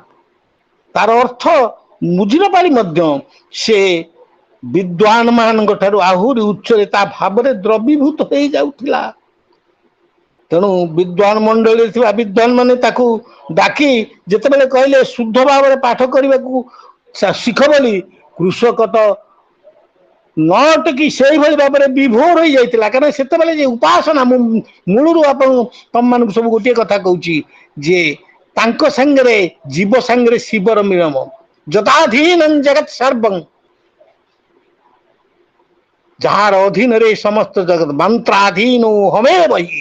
ଏ ବାକ୍ୟଟିକୁ ମୁଁ ବାରମ୍ବାର ତୁମକୁ କହୁଛି, ମୁଁ ମନ୍ତ୍ରର ଅଧୀନ। ଚୈତନ୍ୟ ମହାଦେବ ମହାପ୍ରଭୁ ନିଜେ କଣ କଲେ? ସେ ଭାବର ତାକୁ ଗ୍ରହଣ କରି ବିହୋଳ ହେଇ ଦେଖୁଥାନ୍ତି। ଏମାନଙ୍କ ଯେତେବେଳେ ପଣ୍ଡିତ ମାନେ ତାଙ୍କୁ ଆକଟ କଲେ, ଚୈତନ୍ୟ ମହାପ୍ରଭୁ ଯାଇ କହୁଛନ୍ତି ମୋର ଆତ୍ମା ତାଙ୍କୁ ଅମୃତ ପରି ପାନ କରୁଛି। ଏଇ ଅମୃତ ପାନ କରିବାର ଯୋଉ କୌଶଳ, ଏଇଟା তুমি ଯୋଉ ପ୍ରଶ୍ନ କଲ ବାପା, ଏଇଠି ହଉଛି ସେ ଉପାସନା ଆମେ କେମିତି କରିବୁ। ମୁଁ ମୋ ପ୍ରଭୁ ଆଉ ମୁଁ ତଦେଇ ବାହ ତସ୍ମୈ ବାହ ଇତି ଦ୍ୱୈ ଭାବ ପ୍ରକାଶ। ଏଇଟା ସଂସ୍କୃତର କଥା, ମୁଁ ତ ମୋ ପାଠରୁ ଆସି ଯାଉଛି, କ୍ଷମା କରିବ ପିଲେ। ତାଙ୍କୁ ମୁଁ ବହନ କରିବି। ମୁଁ ତାଙ୍କୁ ଯେତେବେଳେ ବହନ କରିବି ସେ ସେତେବେଳେ ମତେ ବହନ କରିବେ। ତାକୁ ଗୋଟେ ଉଦାହରଣ ଦେଇ କହୁଛି। ତାପରେ ଚୈତନ୍ୟ ମହାପ୍ରଭୁ କହିଲେ ଦେଖିଲ ହେ ଭକ୍ତ ମାନେ, ଏ ଅଶିକ୍ଷିତର ଭାବନାଟି ହେଉଛି ସତ୍ୟ, ତମ ଭାବନା ହଉଛି ଉପଚାର। ଏହା ହଉଛି ସେଇ ତତ୍ଵ ଯାହା ଦ୍ଵାରା ଭକ୍ତିକୁ ଜାଣି ହୁଏରେ। ଏହା ହିଁ ଭକ୍ତର ଉପାସନାକୁ ସାର୍ଥକ କରେ। ତେଣୁ ସମର୍ପଣ ହିଁ ହଉଛି ତଦାତ୍ମ ଭାବ। ତେଣୁ ବୋଧ ଆମ ଭିତରେ ନ ଜାଗିଲେ ମୋ ପ୍ରଭୁ ବସିଛନ୍ତି, ମୁଁ ତାଙ୍କ ପାଖରେ ଉଚ୍ଚାରଣ କରୁଛି, ମୋ ହୃଦୟର ସମସ୍ତ ସ୍ପନ୍ଦନ ସେ ବୁଝିଛନ୍ତି, କିଛି ଅଜପା ନାହିଁ। ସତ୍ୟାନୁସରଣରେ କହିଲେ ତୁମେ ଯଦି ତୁମ ହୃଦୟର ଭାବ ତମ ପ୍ରଭୁଙ୍କଠାରେ ଲୁଚେଇବ, ସେ ମଧ୍ୟ ତୁମ ପାଖରୁ ଲୁଚେଇ। ଏହା ବିନା ମଣିଷର ପୂଜା ଉପକାର ନିରର୍ଥକ ହେଇଯାଏ। ଏଇ ପ୍ରସଙ୍ଗରେ ମୁଁ ତୁମକୁ ବୈଦିକ ଦୁଇଟି ଉପାସନ କଥା କହୁଛି। ଏଇ ତଦାତ୍ମ କଣ ତମେ ବୋଧେ ବୁଝିପାରିଲ ନାହିଁ ବୋଲି ପ୍ରଶ୍ନ କଲ। ବିଲେଇ ଛୁଆର କଥା ମୁଁ କହୁଛି। ବିଲେଇ ଛୁଆ ଯେତେବେଳେ ଜନ୍ମ କରେ ତାର 21 ଦିନ ପର୍ଯ୍ୟନ୍ତ ପିଲା ଆଖି ଫିଟେ ନାହିଁ। ବିଲେଇ ଛୁଆ କଣ କରେ, ମା କଣ କରେ, ପାଳ ଗଦାରେ ଓଳି ତଳେ କୋଉଠି କଣ କେମିତି ଡୋଲି ପାଖରେ ଲୁଚେଇକିରି ତା ଛୁଆକୁ ରଖେ। 21 ଦିନ ପର୍ଯ୍ୟନ୍ତ ନିର୍ଭର ଭାବରେ ସେ ରଖେ, ଅଭୟ ପ୍ରତିଶ୍ରୁତି ଦେଇକିରି। ସେଦିନ ଯେମିତି ଶ୍ରୀ ଶ୍ରୀ ଠାକୁର ପ୍ରତିଶ୍ରୁତି ଦେଇଥିଲେ ଆମ ମାନଙ୍କୁ, ଆରେ ତମେ ମାନେ ଯେତେବେଳେ ପରମ ପିତାଙ୍କର ଜିନିଷ, ତାଙ୍କର ଅନୁଗ୍ରହ ମଧ୍ୟରେ ପଡ଼ିଛ, ସେତେବେଳେ ସାମାନ୍ୟ ଦୁଃଖ ଦୈନ୍ୟ ରୋଗାଦିରେ ତମେ ବିଚଳିତ ହବ ନାହିଁ ରେ। ସେ ପୂର୍ବରୁ ହିଁ ଯେଉଁଥିରେ ଭଲ ହୁଏ ତାର ବ୍ୟବସ୍ଥା କରି ରଖିଛନ୍ତି। କେତେବେଳେ ହିଁ ଧ୍ୱଂସ ହେବ ନାହିଁ, ତା ଯେକୌଣସି ଅବସ୍ଥାରେ ପଡନା କାହିଁକି ସାହସ କରି ରହିଲେ ହେଲା। ଘାବଡେଇ ଗଲେ ଆହୁରି ବୃଥା ଏଇ ସବୁକୁ ଚାପି ଧରିବାକୁ ଅବସର ନିଏ। ଯୋଉ ମନବୁଦ୍ଧି ଚିତ୍ତ ଅହଙ୍କାର କଥା କହୁଛି, ଯେତେ କ୍ଷଣ ମୁଁ ତାଙ୍କ ଏଇ ବୋଧ ଅଛି, ଏଇ ବିଶ୍ୱାସ ଅଛି, ସେତେକ୍ଷଣ ସିଏ ତାଙ୍କର ସବୁ ବୋଲି ଜାଣିମେ। ସେତେକ୍ଷଣ ଭୟ କଣ? ତାଙ୍କର ମାଲ ସିଏ ହିଁ ଯତ୍ନ ନେବେ। ଅହଙ୍କାର ବଶରେ ନିଜକୁ କର୍ତ୍ତା ମନେ କରି ହିସାବ ନିକାଶ କରିବାକୁ ଗଲେ ସବୁ ଗୋଳିଆ ହେଇଯାଏ ରେ, ତା କରିବ ନାହିଁ। ଏଠି ଥିଲା ଅସୁନିନ୍ଦାଙ୍କୁ ପରମ ପୁରୁଷ ସେଦିନ ଅମୀୟ ବାଣୀରେ ଏଇ କଥାଟି କହିଲେ। ତୁମ ପ୍ରଶ୍ନରେ ଏଇ କଥାଟି ମନେ ପଡିଗଲା ବୋଲି ତୁମକୁ ବୁଝିବା ପାଇଁ କହିଲି। ଏଟା ହଉଛି ମାର୍ଜାର କିଶୋର ନ୍ୟାୟ। ଉପାସନା ହେଲା ଆମର ବିଲେଇ ଛୁଆ ଯେମିତି ତା ମା ପାଖରେ ସମ୍ପୂର୍ଣ୍ଣ ସମର୍ପଣ କରେ। ଯୋଉ ବିଲେଇ ଯୋଉ ଦାନ୍ତରେ ମୂଷାକୁ ମାରେ, କାମୁଡେ, ସେଇ ବିଲେଇ ସେଇ ଦାନ୍ତରେ ତା ଛୁଆକୁ ବି କାମୁଡେ ନା। କିନା ଦିଟା କାମୁଡାରେ କିଛି ତଫାତ। ବୁଝିପାରିଲ? ମୁଁ ଭାବୁଛି ଏ ଭାବର କଥା ତୁମେ ବୁଝିପାରୁଥିବ ବାପା। ଆଜ୍ଞା ଆଜ୍ଞା। ଜୟଗୁରୁ। ଆଉ ପ୍ରଶ୍ନ ଅଛି? ହଁ ଦାଦା ଜୟଗୁରୁ। ଜୟଗୁରୁ। ଦାଦା ଇଏ ଜୟଗୁରୁ, ଏ ହଁ ପ୍ରାର୍ଥନା ଆଉ ଉପାସନା ମଧ୍ୟରେ ହଁ ବହୁତ ଗୁଡାଏ କନଫ୍ୟୁଜନ ବି ଅଛି, ଯୋଉଟା କି କେମିତି ମୁଁ କିଛି ଏବେ କନଫିଡେନ୍ସ ନାହିଁ। କନଫ୍ୟୁଜନ ଏହା କି ପ୍ରାର୍ଥନା ଆମର ଉପାସନା ଯୋଉଟା ତାର ଗୁଗଲରେ ଯଦି ଆମେ ମାରୁଛୁ ଲିଟରାଲି ମିନିଂ ୱର୍ସିପ ଦେଖଉଛି। ୱର୍ସିପ ମାନେ ପୂଜା ଅର୍ଚ୍ଚନା। ଆଚ୍ଛା ୱର୍ସିପ ଯଦି ଇଂରାଜୀରେ ତମେ ଯୋଉ କହୁଛ, ମୁଁ ପରା କହିଲି ପ୍ରାର୍ଥନା ଆଉ ଉପାସନା। ତୁମକୁ ପ୍ରାର୍ଥନା ଉପରେ ମୁଁ କହିଛି। ନାଇଁ ଦାଦା ମୋ କୋଶ୍ଚିନ୍ ପ୍ରାର୍ଥନା ଟା ଟିକେ ଶୁଣି ନିଅନ୍ତୁ, ତାପରେ କହିବେ। କୁହ କୁହ କୁହ କୁହ କୁହ ବାପା କୁହ। ତ ୱର୍ସିପ ଦେଖଉଛି, ୱର୍ସିପ ମାନେ ପୂଜା ଅର୍ଚ୍ଚନା। ପୂଜା ଅର୍ଚ୍ଚନା ର ଆମେ ଯେତିକି, ମୁଁ ଯେତିକି ବା ଆମେ ମାନେ ସମାଜରେ ଯେତିକିଠୁ ଆମେ ଯାହା ଜାଣିଛୁ, ତାର ଗୋଟେ ପିରିୟଡିକାଲି ସିଷ୍ଟମ ଅଫ ଲ ଅଛି। ମାନେ ଗୋଟେ ପଦ୍ଧତି ଅଛି ପୂଜା କରିବା, ଅର୍ଚ୍ଚନା କରିବା, ବା ଭୋଗ ନିବେଦ୍ୟ ଦେବା, କି ଜଳ ଅନ୍ନ ଦେବା, ବୁଝିଲି କି ବୁଝିଲି ଯାହାବି ଦେବା, ନୈବେଦ୍ୟ ଦେବା, ବୁଝିଲି। ତାର ଗୋଟେ ପିରିୟଡିକାଲି ଗୋଟେ ସିଷ୍ଟମ ଅଛି, ଲ ଅଛି। ହୁଁ କିନ୍ତୁ ପ୍ରାର୍ଥନାରେ ସେଇ ସିଷ୍ଟମ ଅଛି, କିନ୍ତୁ ସିଏ ଶବ୍ଦରୁ ନାଦ, ନାଦରୁ ଲୟ, ତାଳ, ତାପରେ ସ୍ୱର ଦେଇକି ଭଗବାନଙ୍କୁ ଆହ୍ୱାନ କରନ୍ତି। ତ ରାବଣ ଉପାସନା କରୁଥିଲା ଶିବଙ୍କର, କିନ୍ତୁ କୈଳାସ ପର୍ବତ ଯେତେବେଳେ ଉଠେଇବାକୁ ନିଜ ଗର୍ବର ଅହଙ୍କାରରେ ଯାଇ କୈଳାସ ପର୍ବରୁ ଉଠେଇକି ଆଣିକି ଯେତେବେଳେ ଶିବଙ୍କୁ ନିଜ ବାସରେ ରଖିବାକୁ ଚାହିଁଥିଲା, ସେ ଉପାସନା କରୁଥିଲା ଶିବଙ୍କୁ। ତଥାପି ସିଏ ଯେତେବେଳେ ଶିବ ତାର ଏଇ ଯୋଉ ବୃତ୍ତି ସେ କରିଛି, ବା ଯୋଉ କାମଟି ସେ କରିଛି, ତା ପାଇଁ ସେ ତାକୁ ଚାପି ଦେଇଥିଲେ କୈଳାସ ପର୍ବତ ଟାକୁ, ସେ ଉଠେଇ ପାରିନଥିଲା। ତା ହାତ ଦୁଇଟି ସେଇଠି ଇଏରେ ରହି ଯାଇଥିଲା। ବୁଝିଲି। ସେତେବେଳେ ହଁ ସିଏ ପ୍ରାର୍ଥନା କରୁଥିଲା, ଶ୍ଲୋକ ଦେଇଥିଲା। ତ ଏଥିରୁ କଣ ଜଣା ପଡୁଛି, ମାନେ ଉପାସନା କରିକି ମଧ୍ୟ ପ୍ରାର୍ଥନା କରିବା ଜରୁରୀ, ନା ଉପାସନା କମ ଇଫେକ୍ଟିଭ, ପ୍ରାର୍ଥନା ବେଶୀ ଇଫେକ୍ଟିଭ? ପ୍ରଥମେ ତମେ ବୁଝ, ତମ ଭିତରେ ତମେ ଯୋଉ ପ୍ରଶ୍ନଟି କଲ, ସେ ପ୍ରଶ୍ନଟି ଗୋଟିଏ ବାକ୍ୟରେ ତାର ପ୍ରଶ୍ନଟି ପଚରା ଯାଇପାରେ ଯେ ଉପାସନା ଆଉ ପ୍ରାର୍ଥନା ଭିତରେ ତଫାତ କଣ ମଣିଷର ବୌଦ୍ଧିକ କ୍ଷେତ୍ରରେ, ମସ୍ତିଷ୍କରେ। ହଁ। ଉପାସନାରେ ଗୋଟେ କ୍ରମ ପର୍ଯ୍ୟାୟ ଥାଏ। ମୁଁ ତୁମକୁ ମୋ କଥା ଭିତରେ ଆଗରୁ କହିଦେଇଛି। କୁମ୍ଭାରର ଉଦାହରଣ ଦେଇ କହିଛି, ଗୋଡି ମାଟି କୁଟା ବାଛିବା ପ୍ରଥମ କାମ। ଏଇଟା ହଉଛି ତମର ଉପାସନାକୁ ଧରି ନେଇ ପାର। ଚକଟା ଚକଟି କରିକିରି ତାକୁ ଯେତେବେଳେ ମାଟିଟାକୁ ପାଗ କରିକିରି ସେ କୁମ୍ଭାର ତା ସ୍ପର୍ଶରେ ଗଢି ଦିଏ ପାତ୍ରଟିଏ, ସେଇଟା ହଉଛି ପ୍ରାର୍ଥନାର କାମ। ବୁଝିହେଲା? ହଁ।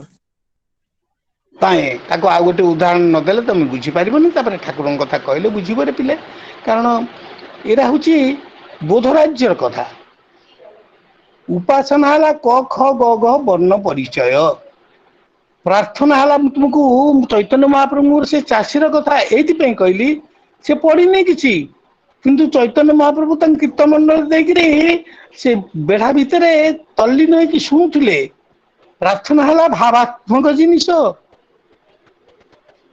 ବୁଝିଲା ବାପା ଆଗ ପ୍ରାର୍ଥନା ଉପାସନା ଏ ଦିଟା ଜିନିଷ ବୁଝିବାକୁ ଚେଷ୍ଟା କର।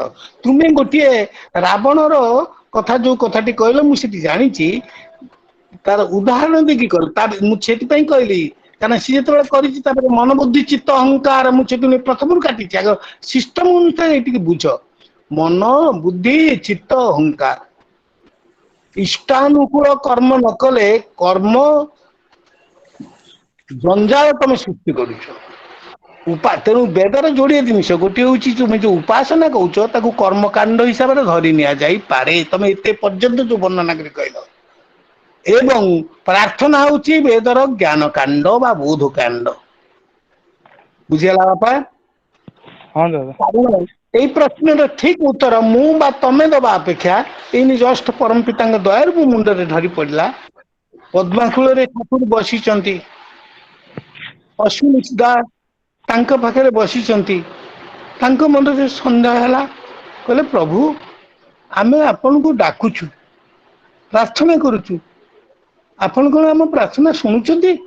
ଏଇଥିଲା ପ୍ରଶ୍ନରେ ବାପା ତମେ ମାନେ ସବୁ ଉତ୍ତର ଦାୟ ତ ଠାକୁରଙ୍କୁ ଦେଖିନ ଆଚାର୍ଯ୍ୟ ପରିବାରରେ କଣ କେମିତି ମିଶିଛ ମୁଁ ଜାଣିନି ରେ ବାପ କିନ୍ତୁ ବର୍ତ୍ତମାନ ଜପ୍ତବ୍ୟଂ ଗୁରୁ ପରମ୍ପରାଥ ଅନୁସାରେ ଆମେ ଚାଲୁଛେ ଠାକୁରଙ୍କର ମୂଳ ଜିନିଷ ଟାକୁ କିନ୍ତୁ ରକ୍ଷା କରିବାକୁ ଠାକୁର ସେଦିନ ପଦ୍ମା କୂଳରେ ଗୋଟିଏ କୃପାକ୍ଷରା ଦୃଷ୍ଟିରେ ତାଙ୍କ ଶ୍ରୀମୁଖରୁ ଯୋଉ କଥାଟି ଝରେଇ କହିଥିଲେ ଏଠି ମୋ ପ୍ରାଣକୁ ସ୍ପର୍ଶ କରିଛି ବୋଲି ମୁଁ ତୁମକୁ କହୁଛି।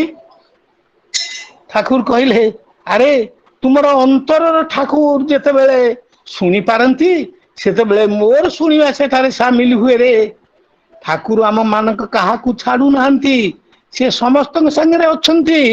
ମୂଳ କଥା ହେଲା କେବଳ ସିଏ ହିଁ ଅଛନ୍ତି ବହୁ ରୂପରେ ବହୁ ଭାବରେ ଆମ ସମ୍ମୁଖରେ ଆଉ ଆମେମାନେ ଯେତେବେଳେ ଯେଉଁଠି ଯେତେ ଟିକିଏ ତାଙ୍କ ପ୍ରତି ବିମୁଖ ସିଏ ବି ସେତେଟା ସେଠାରେ ସେତିକି ଅପ୍ରକଟ ଆମ ପାଖରେ ରେ ବାବୁ ଜାଣନ୍ତରେ ହଉ ଆଉ ଅଜାଣରେ ହଉ ତାଙ୍କ ସାଙ୍ଗରେ ଆମେ ସବୁ ଘର କରିଛେ ତାଙ୍କର ଦିଆ ଯାହା କିଛି ଆମେ ସବୁ ଚାହୁଁଛୁ କିନ୍ତୁ ଏପରି ଅକୃତଜ୍ଞ ଆମେ ମାନେ ଯେ ତାଙ୍କୁ ଚାହୁଁନା ତେବେ ବି ସିଏ ଆମ ପ୍ରତି ବିମୁଖ ହୁଅନ୍ତି ନାହିଁ ବାବୁ ପ୍ରତୀକ୍ଷାରେ କାଳ ଗଣନା କରନ୍ତି କେତେବେଳେ ଆମେ ତାଙ୍କୁ ଚାହିଁମୁ ବୋଲି ଯେଉଁ ଦିନ ବାସ୍ତବ ଭାବରେ ଆମେ ତାଙ୍କୁ ଚାହୁଁ ସେଦିନ ସବୁ ଗୋଟେଇ ସବୁ ଶୂନ୍ୟତା ନିହାରିକା ମାଳକୁ ପୂର୍ଣ୍ଣ କରି ଆକାଶରେ ସିଏ ଆମ ପାଖରେ ବ୍ୟକ୍ତ ହେଇ ପ୍ରାଣ ଭିତରେ ଧରା ଦିଅନ୍ତି। ଆମ ମାନଙ୍କର ପାଖରେ ଆମ ମାନଙ୍କର ଠାକୁର କିଏ ଯେ ଠାକୁର ଏକଥା ପରମ ପ୍ରେମମୟ ସେଦିନ ପଦ୍ମାରୁ ତାଳ ତରଙ୍ଗକୁ ଚାହୁଁ ଚାହୁଁ କହିଲା ବେଳେ ଛଳ ଛଳ ଆଖିରେ ଅସ୍ପଷ୍ଟ ଭାବରେ ସ୍ପଷ୍ଟ ଭାବରେ ତାଙ୍କ ପାଖରୁ ବାହାରିଥିଲା ଆରେ ମୋର ଠାକୁର କିଏ ଯେ ଠାକୁର ମୁଁ ବି ମୋର କୁଳ କିନାର ପାଏନା ଗମ୍ଭୀର ହେଇଗଲେ ପରମ ପ୍ରେମମୟ ଶ୍ରୀ ଠାକୁର। ତୁମକୁ ଆଜି ତୁମେ ଯୋଉ ପ୍ରଶ୍ନଟି ପଚାରିଲ ତୁମ ପ୍ରଶ୍ନର ଉତ୍ତର ବୁଝେଇବାକୁ ଯାଇ ମୁଁ ଏ ଭାବ ଗମ୍ଭୀର କଥାଟି ପ୍ରଭୁଙ୍କର ଶ୍ରୀମୁଖର ଏଇଥିପାଇଁ କହିଲି ଯେ କିଛି ନିରବତା ପରେ ଅଶ୍ୱିନ ବିଶ୍ୱାସ ତପସ୍ୱୀ ଲୋକ ସିଏ ଲୀଳା ପାର୍ଶ୍ୱଦ ସିଏ ଛାଡିବା ଜିନିଷ ନୁହଁ ସେ କହିଲେ ପ୍ରଭୁ ଆପଣ ଯେ କହିଲେ ଆମର ଠାକୁର କି ଯେ ଠାକୁର ମୁଁ ଯେ ମୋର ତଳାଇ ପାଏ ନା ମୂଳ ବି ପାଏ ନାହିଁ ଏଇଟା କଣ ତାହେଲେ ଆପଣ କଣ ସେଇ ଠାକୁର ଏଟା ଆହୁରି ଗମ୍ଭୀର ଗଲେ ତା ତ ଆର ମୋର କହିବା ଉଦ୍ଦେଶ୍ୟ ପିଲେ ତାଙ୍କର ଅସତର୍କ ଉଚ୍ଚାରିତ ବାକ୍ୟ ବାକ୍ୟରେ ବିଶ୍ଵ ବ୍ରହ୍ମାଣ୍ଡରେ ସେ ଯେ ତ୍ରାତା ସେ ଖାଲି ଉପାୟ ନୁହନ୍ତି ସେ ଉପେୟ ସେ ଲକ୍ଷ୍ୟ ତେଣୁ ତ ସତ୍ୟାନୁସରଣ କରନ୍ତି ହି ଇଜ ଆବସଲ୍ୟୁଟ। ଏହା ହଉଛି ପ୍ରେମମୟଙ୍କର ଗୋଟିଏ ଆର୍ତ ଭକ୍ତର ଆକୁଳତା ହରାଳ ଶିକ୍ଷା ମୋଚନରେ ନିଜର ପ୍ରକାଶ ଭୂମି ପ୍ରକାଶ ହୁଅନ୍ତି କେଉଁଠି କୃଷ୍ଣଙ୍କର ପ୍ରକାଶ କୋଉଠି ବ୍ରଜପୁରରେ ରେ ବାପା ବ୍ରଜପୁର କୋଉଠି ବିଗତମ୍ ବ୍ରଜ ଯସ୍ମାତ୍ ଯାହାଙ୍କ ପ୍ରାଣ ଭିତରେ ତମ ଭାବ ନାହିଁ ଆକ୍ରୋଶ ଭାଗ ନାହିଁ ପୂର୍ଣ୍ଣ ସାତ୍ଵିକ ଭାବର ପର ପାରରେ ସେଇଟା ତ ବ୍ରଜପୁର ନା ହୃଦୟ ଟିକି ସେତିକି ବେଳେ କଲେ ତୁମର ପ୍ରାର୍ଥନା ହୁଏ ଉପାସନା ବି ସେଇ ତତ୍ସଙ୍ଗରେ ହୁଏ। ବୁଝିହେଲା ଏଥର ବାବା ନା ପୁଣି ଅବୁଝା ହେଇଗଲ? ହ୍ୟାଲୋ ହ୍ୟାଲୋ ଚିତ୍ର ହଁ ଚିତ୍ରସେନ କୁହ ଜୟଗୁରୁ।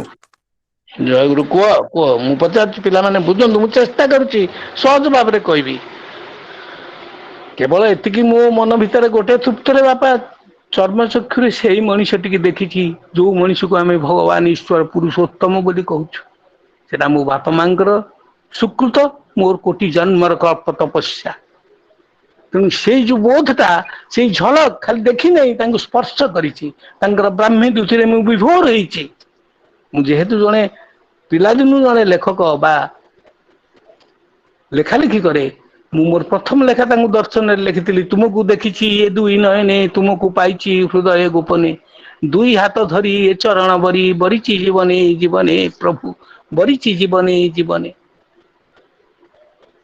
आज मने पड़ुछि बहुत आवेग लागुछि तुम मान को कथा ताला बुझी होउछि कि नहीं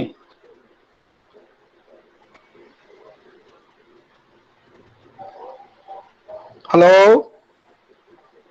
भाईଙ୍କର ବୋଧେ ନେଟୱାର୍କ ପ୍ରୋବ୍ଲେମ କିଛି ରହୁଛି ସେ ଚାହୁଁଛନ୍ତି କହିବା ପାଇଁ କିନ୍ତୁ ଶୁଭା ଯାଉନି କୁହ କୁହ କୁହ ମୁଁ ତ ଚେଷ୍ଟା କରିଛି ମୁଁ କ୍ଷୁଦ୍ର ବୁଦ୍ଧିରେ ବୁଝେଇବା ପାଇଁ ରେ ବାପା ଦାଦା ସେ କଟି ଯାଇଛନ୍ତି ନେଟୱାର୍କ ପ୍ରୋବ୍ଲେମ ଯୋଗୁ ଆସିବେ ଦାଦା ଆଉ କାହାକୁ ପଚାରନ୍ତୁ କ୍ୱେଶ୍ଚିନ୍ ଯଦି କିଏ ପଚାରେ ନାଇଁ ନାଇଁ କଥା ହଉଛି ଖାଲି ପଚାରି ଦେଲେ ତଥାକଥିତ କୋଉ ଚିତ୍ରସେନ ଜଏନ କରିଲେ ହଁ ଜଏନ ଚିତ୍ରସେନ ଭାଇ ସେଟା ନେଟୱାର୍କ ପ୍ରୋବ୍ଲେମ ଯୋଗୁ ଇଏ ହେଇଥିଲା ଆରେ ମୁଁ ୟା ଭିତରେ ତ କହି ଚାଲିଛି ତମ ମାନଙ୍କୁ ସବୁ କଥା ତମେ ତ କେମିତି ଜାଣିପାରିବ ମୁଁ ସବୁ ଶୁଣି ପାରୁଥିଲି କିନ୍ତୁ ମୋ ଭଏସ ଟା ଆପଣଙ୍କ ପାଖକୁ ରିଚ୍ କରୁନଥିଲା ପହଞ୍ଚି ପାରୁନଥିଲା ଓହୋ ଆଚ୍ଛା ଆଚ୍ଛା ମୁଁ ସେଇଥିପାଇଁ ଟିକେ କ୍ଷୁବ୍ଧ ହେଲି ମୁଁ କହିଲି ଆରେ ମତେ ପଚାରିଦେଲା ପିଲାଟା ପଳେଇଲା କୁଆଡେ ନାଇଁ ଦାଦା ଆଉ ଏଇଥିର ଦାଦା ସାର ମାନେ କନକ୍ଲୁଜନ ଟା ଆମେ କଣ ପାଇବା ଏଇଥିରୁ କନକ୍ଲୁଜନ ଟା କଣ ହେଲା ଦାଦା ଟିକେ ଆଉଥରେ କହିଦିଅନ୍ତୁ କହିଲି ପରା ଠାକୁରଙ୍କୁ ଅଶ୍ବିନୀଟା ପଚାରିଲେ ମୁଁ ଉଦାହରଣ ଦେଇ କହିଲି ଠାକୁରଙ୍କର ଓରିଜିନାଲ କଥା କାଲି ତମେ ମତେ ଚ୍ୟାଲେଞ୍ଜ କରିବ ଠାକୁର ଭଗତଦା ଆମକୁ ମନରୁ ଗଢିକି କହୁଛନ୍ତି ପଚାରୁଛନ୍ତି ଆମେ ଆପଣଙ୍କୁ ଡାକୁଛୁ ଉପାସନା କରୁଛୁ ପ୍ରାର୍ଥନା କରୁଛୁ ଆପଣ ଆମ ପ୍ରାର୍ଥନା ଶୁଣି ପାରୁଛନ୍ତି ଠାକୁର କହିଲେ ଯେତେବେଳେ ତୁମର ଅନ୍ତରରେ ଠାକୁର ତମର ପ୍ରାର୍ଥନା ଶୁଣନ୍ତି ସେତେବେଳେ ମୋ ଶୁଣିବାଟା ସେଠି ସାମିଲ ହୁଏ ଏ କଥାଟା କି ବୁଝିବାକୁ ଚେଷ୍ଟା କର ଆମମାନଙ୍କର ସ୍ୱାଧ୍ୟାୟ ନାହିଁ ତ ତେଣୁ ଆଜି ଅସୁବିଧା ହେଇଛି ଏତିକି ଆମେ ଆଜେ ବାଜେ କଥା ଶୁଣିକି ଗଲେ ଶୁଖିଲା ଗୋଟେ ସ୍ଥାବନ ଦଳ ବର୍ତ୍ତମାନ ବାହାରିଲେଣି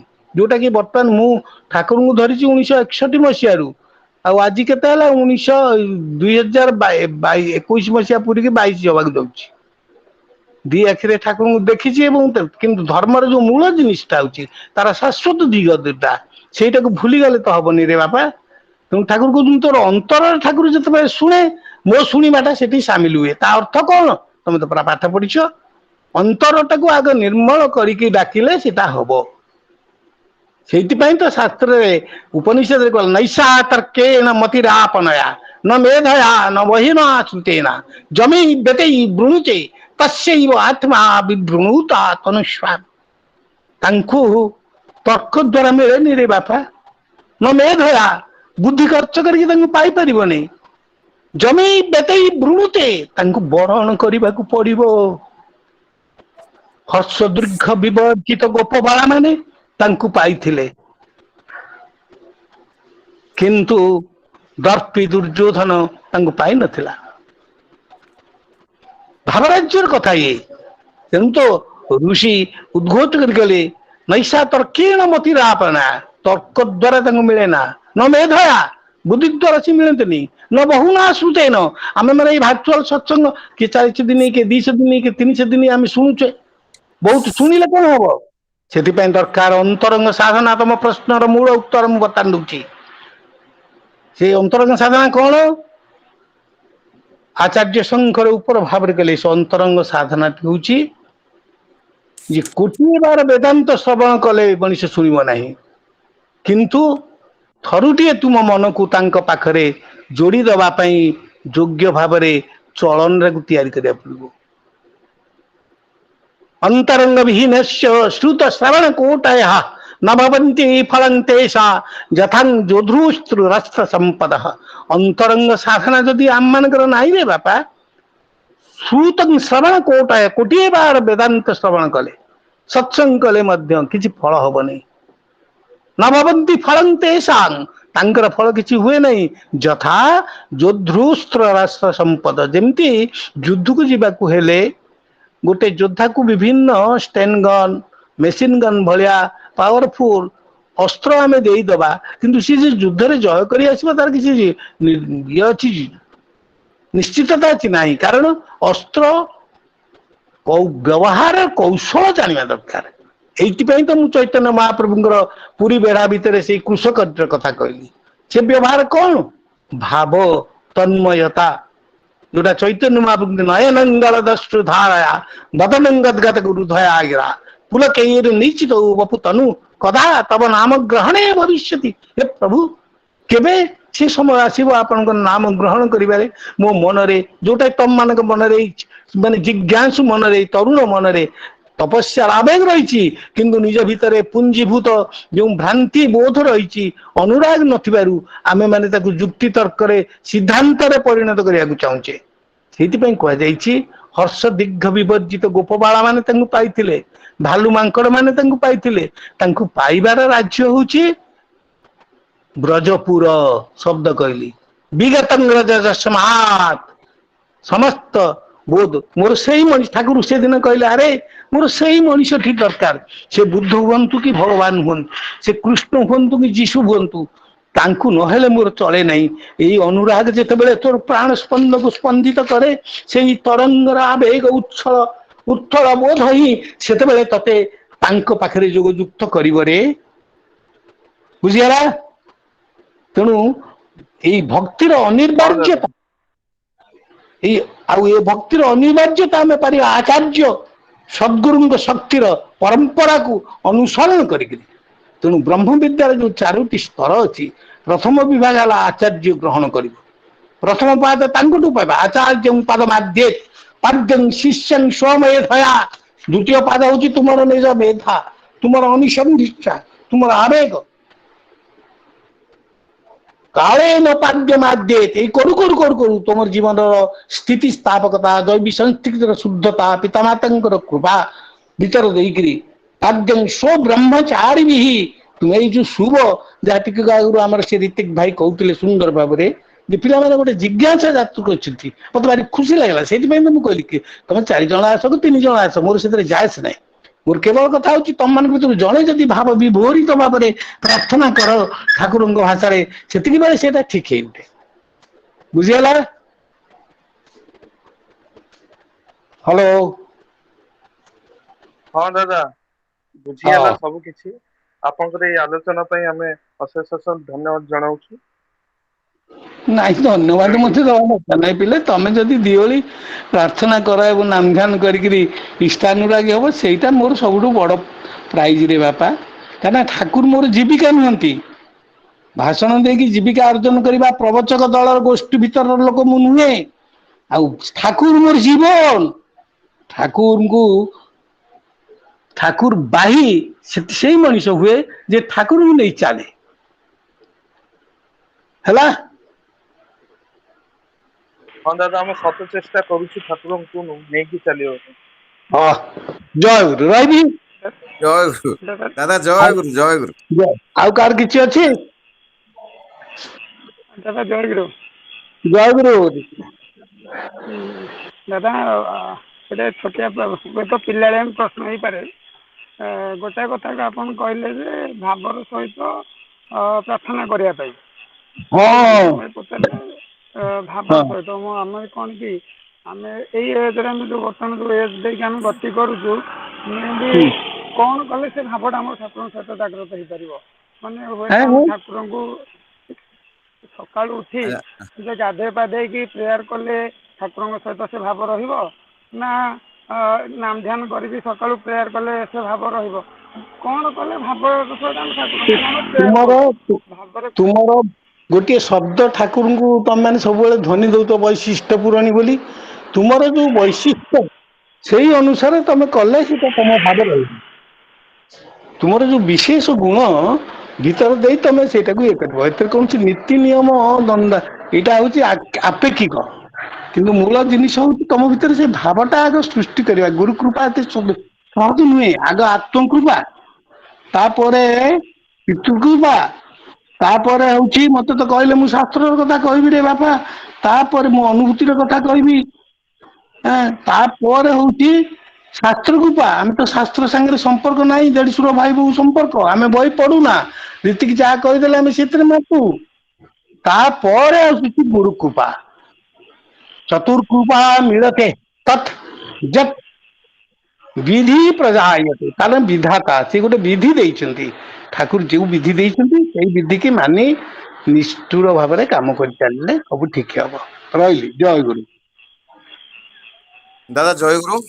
ମୋର ଜୟ ମନେ ଗୁରୁ। ହୁଏ ପିଲାମାନଙ୍କ ପାଖରେ ଆଉ କୌଣସି ଜିନିଷ ସନ୍ଦେହ ଭିତରେ ନାହିଁ। ଯେଉଁ ପ୍ରଶ୍ନ 3 ଜଣ ଆମର ଭାଇ ଏବଂ ଆମ ଝିଅ ହଁ ତାପସୀ ମହାରଣା ମା ପଚାରିଛନ୍ତି, ଆଉ ହଁ ଆମର ବିଭୂତି ସାହୁ ମଧ୍ୟ ପଚାରିଛନ୍ତି କିଭଳି ପ୍ରେୟାର କଲେ ସୁଫଳ ମିଳିବ। ଆମର ହଁ ତାପସୀ ଝିଅ ପ୍ରାର୍ଥନା ହଁ କେବେରୁ କରିବା, ଆଉ ପରେ ଶୋଇ ପଡ଼ିଲେ କଣ ହବ। ଆଉ ଆମର ଭାଇ ଚିତ୍ରସେନ ପାଣ୍ଡରା ସେ ମଧ୍ୟ ଡିଫରେନ୍ସ ବିଟୁଇନ୍ ପ୍ରାର୍ଥନା ଆଉ ଉପାସନା ଉପରେ ପ୍ରଶ୍ନ କରିଥିଲେ, ଆଉ ସୁନ୍ଦର ଭାବରେ ଦାଦା ତାକୁ ସଲ୍ୟୁସନ ଦେଇଛନ୍ତି, ସମାଧାନ ଦେଇଛନ୍ତି। ଏବଂ ମୋର ମନେ ହୁଏ ଆଉ କୌଣସି ପ୍ରଶ୍ନର ଉତ୍ତର ବାକି ନଥିବ। ଏବଂ ହଁ ଆମର ଏଇ ପଢାପଢି ଭିତର ଦେଇକିରି, ଠାକୁରଙ୍କୁ ହଁ ବୁଝିବା ଭିତର ଦେଇକିରି ଯାହା ଦାଦା କହିଲେ ଯେ ଠାକୁର କହିଛନ୍ତି ଅଶ୍ୱିନୀ ବିଶ୍ୱାସକୁ ତୁମର ଅନ୍ତର ଠାକୁର ଶୁଣିଲେ ମୋର ହଁ ଶୁଣିବା ସାର୍ଥକ ହୁଏ। ତାହା ହିଁ ବାବା ଆମ ମନର ଧ୍ୟେୟ ହଉ ଏବଂ ଶ୍ରେୟ ହଉ। ଏହା ହିଁ କହିକିରି ଆଜିର ଆଲୋଚନା ପର୍ବକୁ ଏଇଠି ଆମେ ସାଙ୍ଗ କରିବା। ତା ପୂର୍ବରୁ ମୁଁ ଅନୁରୋଧ ରଖେ ଆମର ଶ୍ରଦ୍ଧେୟ ନନୀ ଗୋପାଳ କରନ ଭାଇ ରାଉରକେଲା, ସେ ସମାପନୀ ସଙ୍ଗୀତ ଗାନ କରିବେ। ତାପରେ ଧ୍ୱନି ଦେବେ ବିଜୟ ମହାପାତ୍ର ଭାଇ ଏବଂ ତାଙ୍କର ଫ୍ୟାମିଲି। ବର୍ତ୍ତମାନ ସତ୍ସଙ୍ଗର ମୁଁ ଅନୁରୋଧ କରୁଛି ନନୀ ଗୋପାଳ କରନ ଭାଇ କି ସିଏ ତାଙ୍କର ସମାପନୀ ସଙ୍ଗୀତ ଗାନ କରିବେ। ଆଉ ଦାଦାଙ୍କୁ ଜୟଗୁରୁ ମୁଁ ବହୁତ ବହୁତ ଧନ୍ୟବାଦ ରହିଲି। ଜଣାଉଛି। ଜୟଗୁରୁ।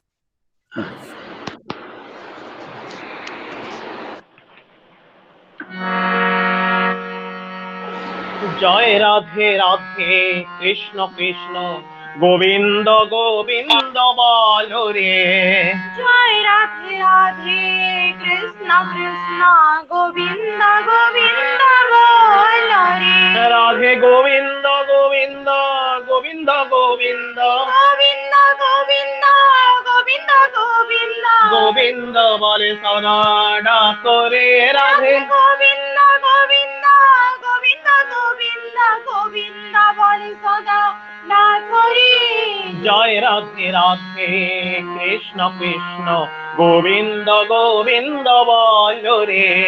জয় রাধে রাধে কৃষ্ণ কৃষ্ণ গোবিন্দ গোবিন্দ বল রে।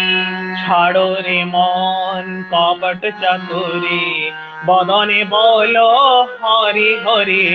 ছাড়ো রে মন কপট চাতুরে বদনে বল হরি হরি। হরি রাম পরম ব্রহ্ম জীবের মূল ধর্ম। নাম পরম ব্রহ্ম জীবের মূল্য ধর্ম। অধর্ম কুকর্ম ছাড়ো রে হরি। হরি নাম পরম ব্রহ্ম জীবের মূল্য ধর্ম। ধর্ম কুকর্ম ছাড়ো রে। জয় রাধে রাধে কৃষ্ণ কৃষ্ণ গোবিন্দ গোবিন্দ বল রে। জয় রাধে রাধে কৃষ্ণ কৃষ্ণ গোবিন্দ গোবিন্দ বল রে। ছাড়ো রে মন ভবের আশা অজপা নামে করো রে নেশা। ছাড়ো রে মন ভবের আশা অজপা নামে করো রে নেশা। রাধে গোবিন্দ নামটি বদনে লইয়ে। গোবিন্দ নামটি বদনে লইয়ে। নয়ন ননীর সদা ভাসরে। রাধে গোবিন্দ নামটি বদনে লইয়ে। নয়ন নীরে সদা ভাসরে। জয় রাধে রাধে কৃষ্ণ কৃষ্ণ গোবিন্দ গোবিন্দ বল রে। জয় রাধে রাধে কৃষ্ণ কৃষ্ণ গোবিন্দ গোবিন্দ বল রে। রাধে গোবিন্দ গোবিন্দ গোবিন্দ গোবিন্দ গোবিন্দ গোবিন্দ গোবিন্দ গোবিন্দ গোবিন্দ বলে সদা ডাকরে। রাধে রাধে গোবিন্দ গোবিন্দ গোবিন্দ গোবিন্দ গোবিন্দ বলে সদা ডাকরে। জয় রাধে রাধে কৃষ্ণ কৃষ্ণ গোবিন্দ গোবিন্দ বল রে। জয় রাধে রাধে কৃষ্ণ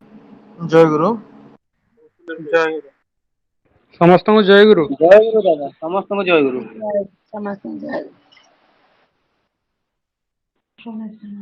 ସମସ୍ତଙ୍କୁ ଜୟ ଗୁରୁ।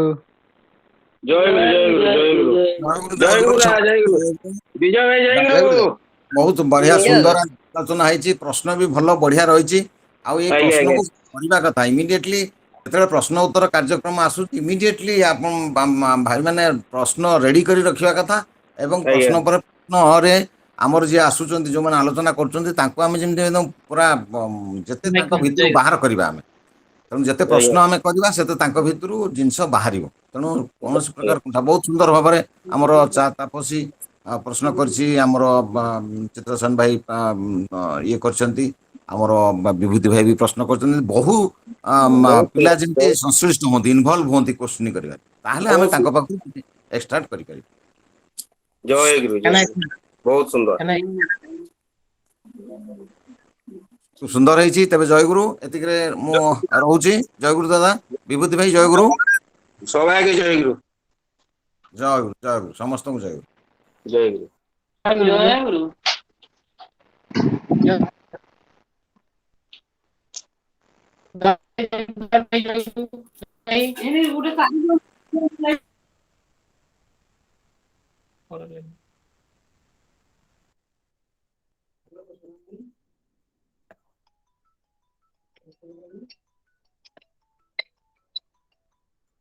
ହଁ ଭାଇ କୁହ। ହ୍ୟାଲୋ ହ୍ୟାଲୋ, ଜୟ ଗୁରୁ, ଜୟ ଗୁରୁ, ଜୟ ଗୁରୁ କୁହନ୍ତୁ। ଜୟ ଗୁରୁ, ଜୟ ଗୁରୁ।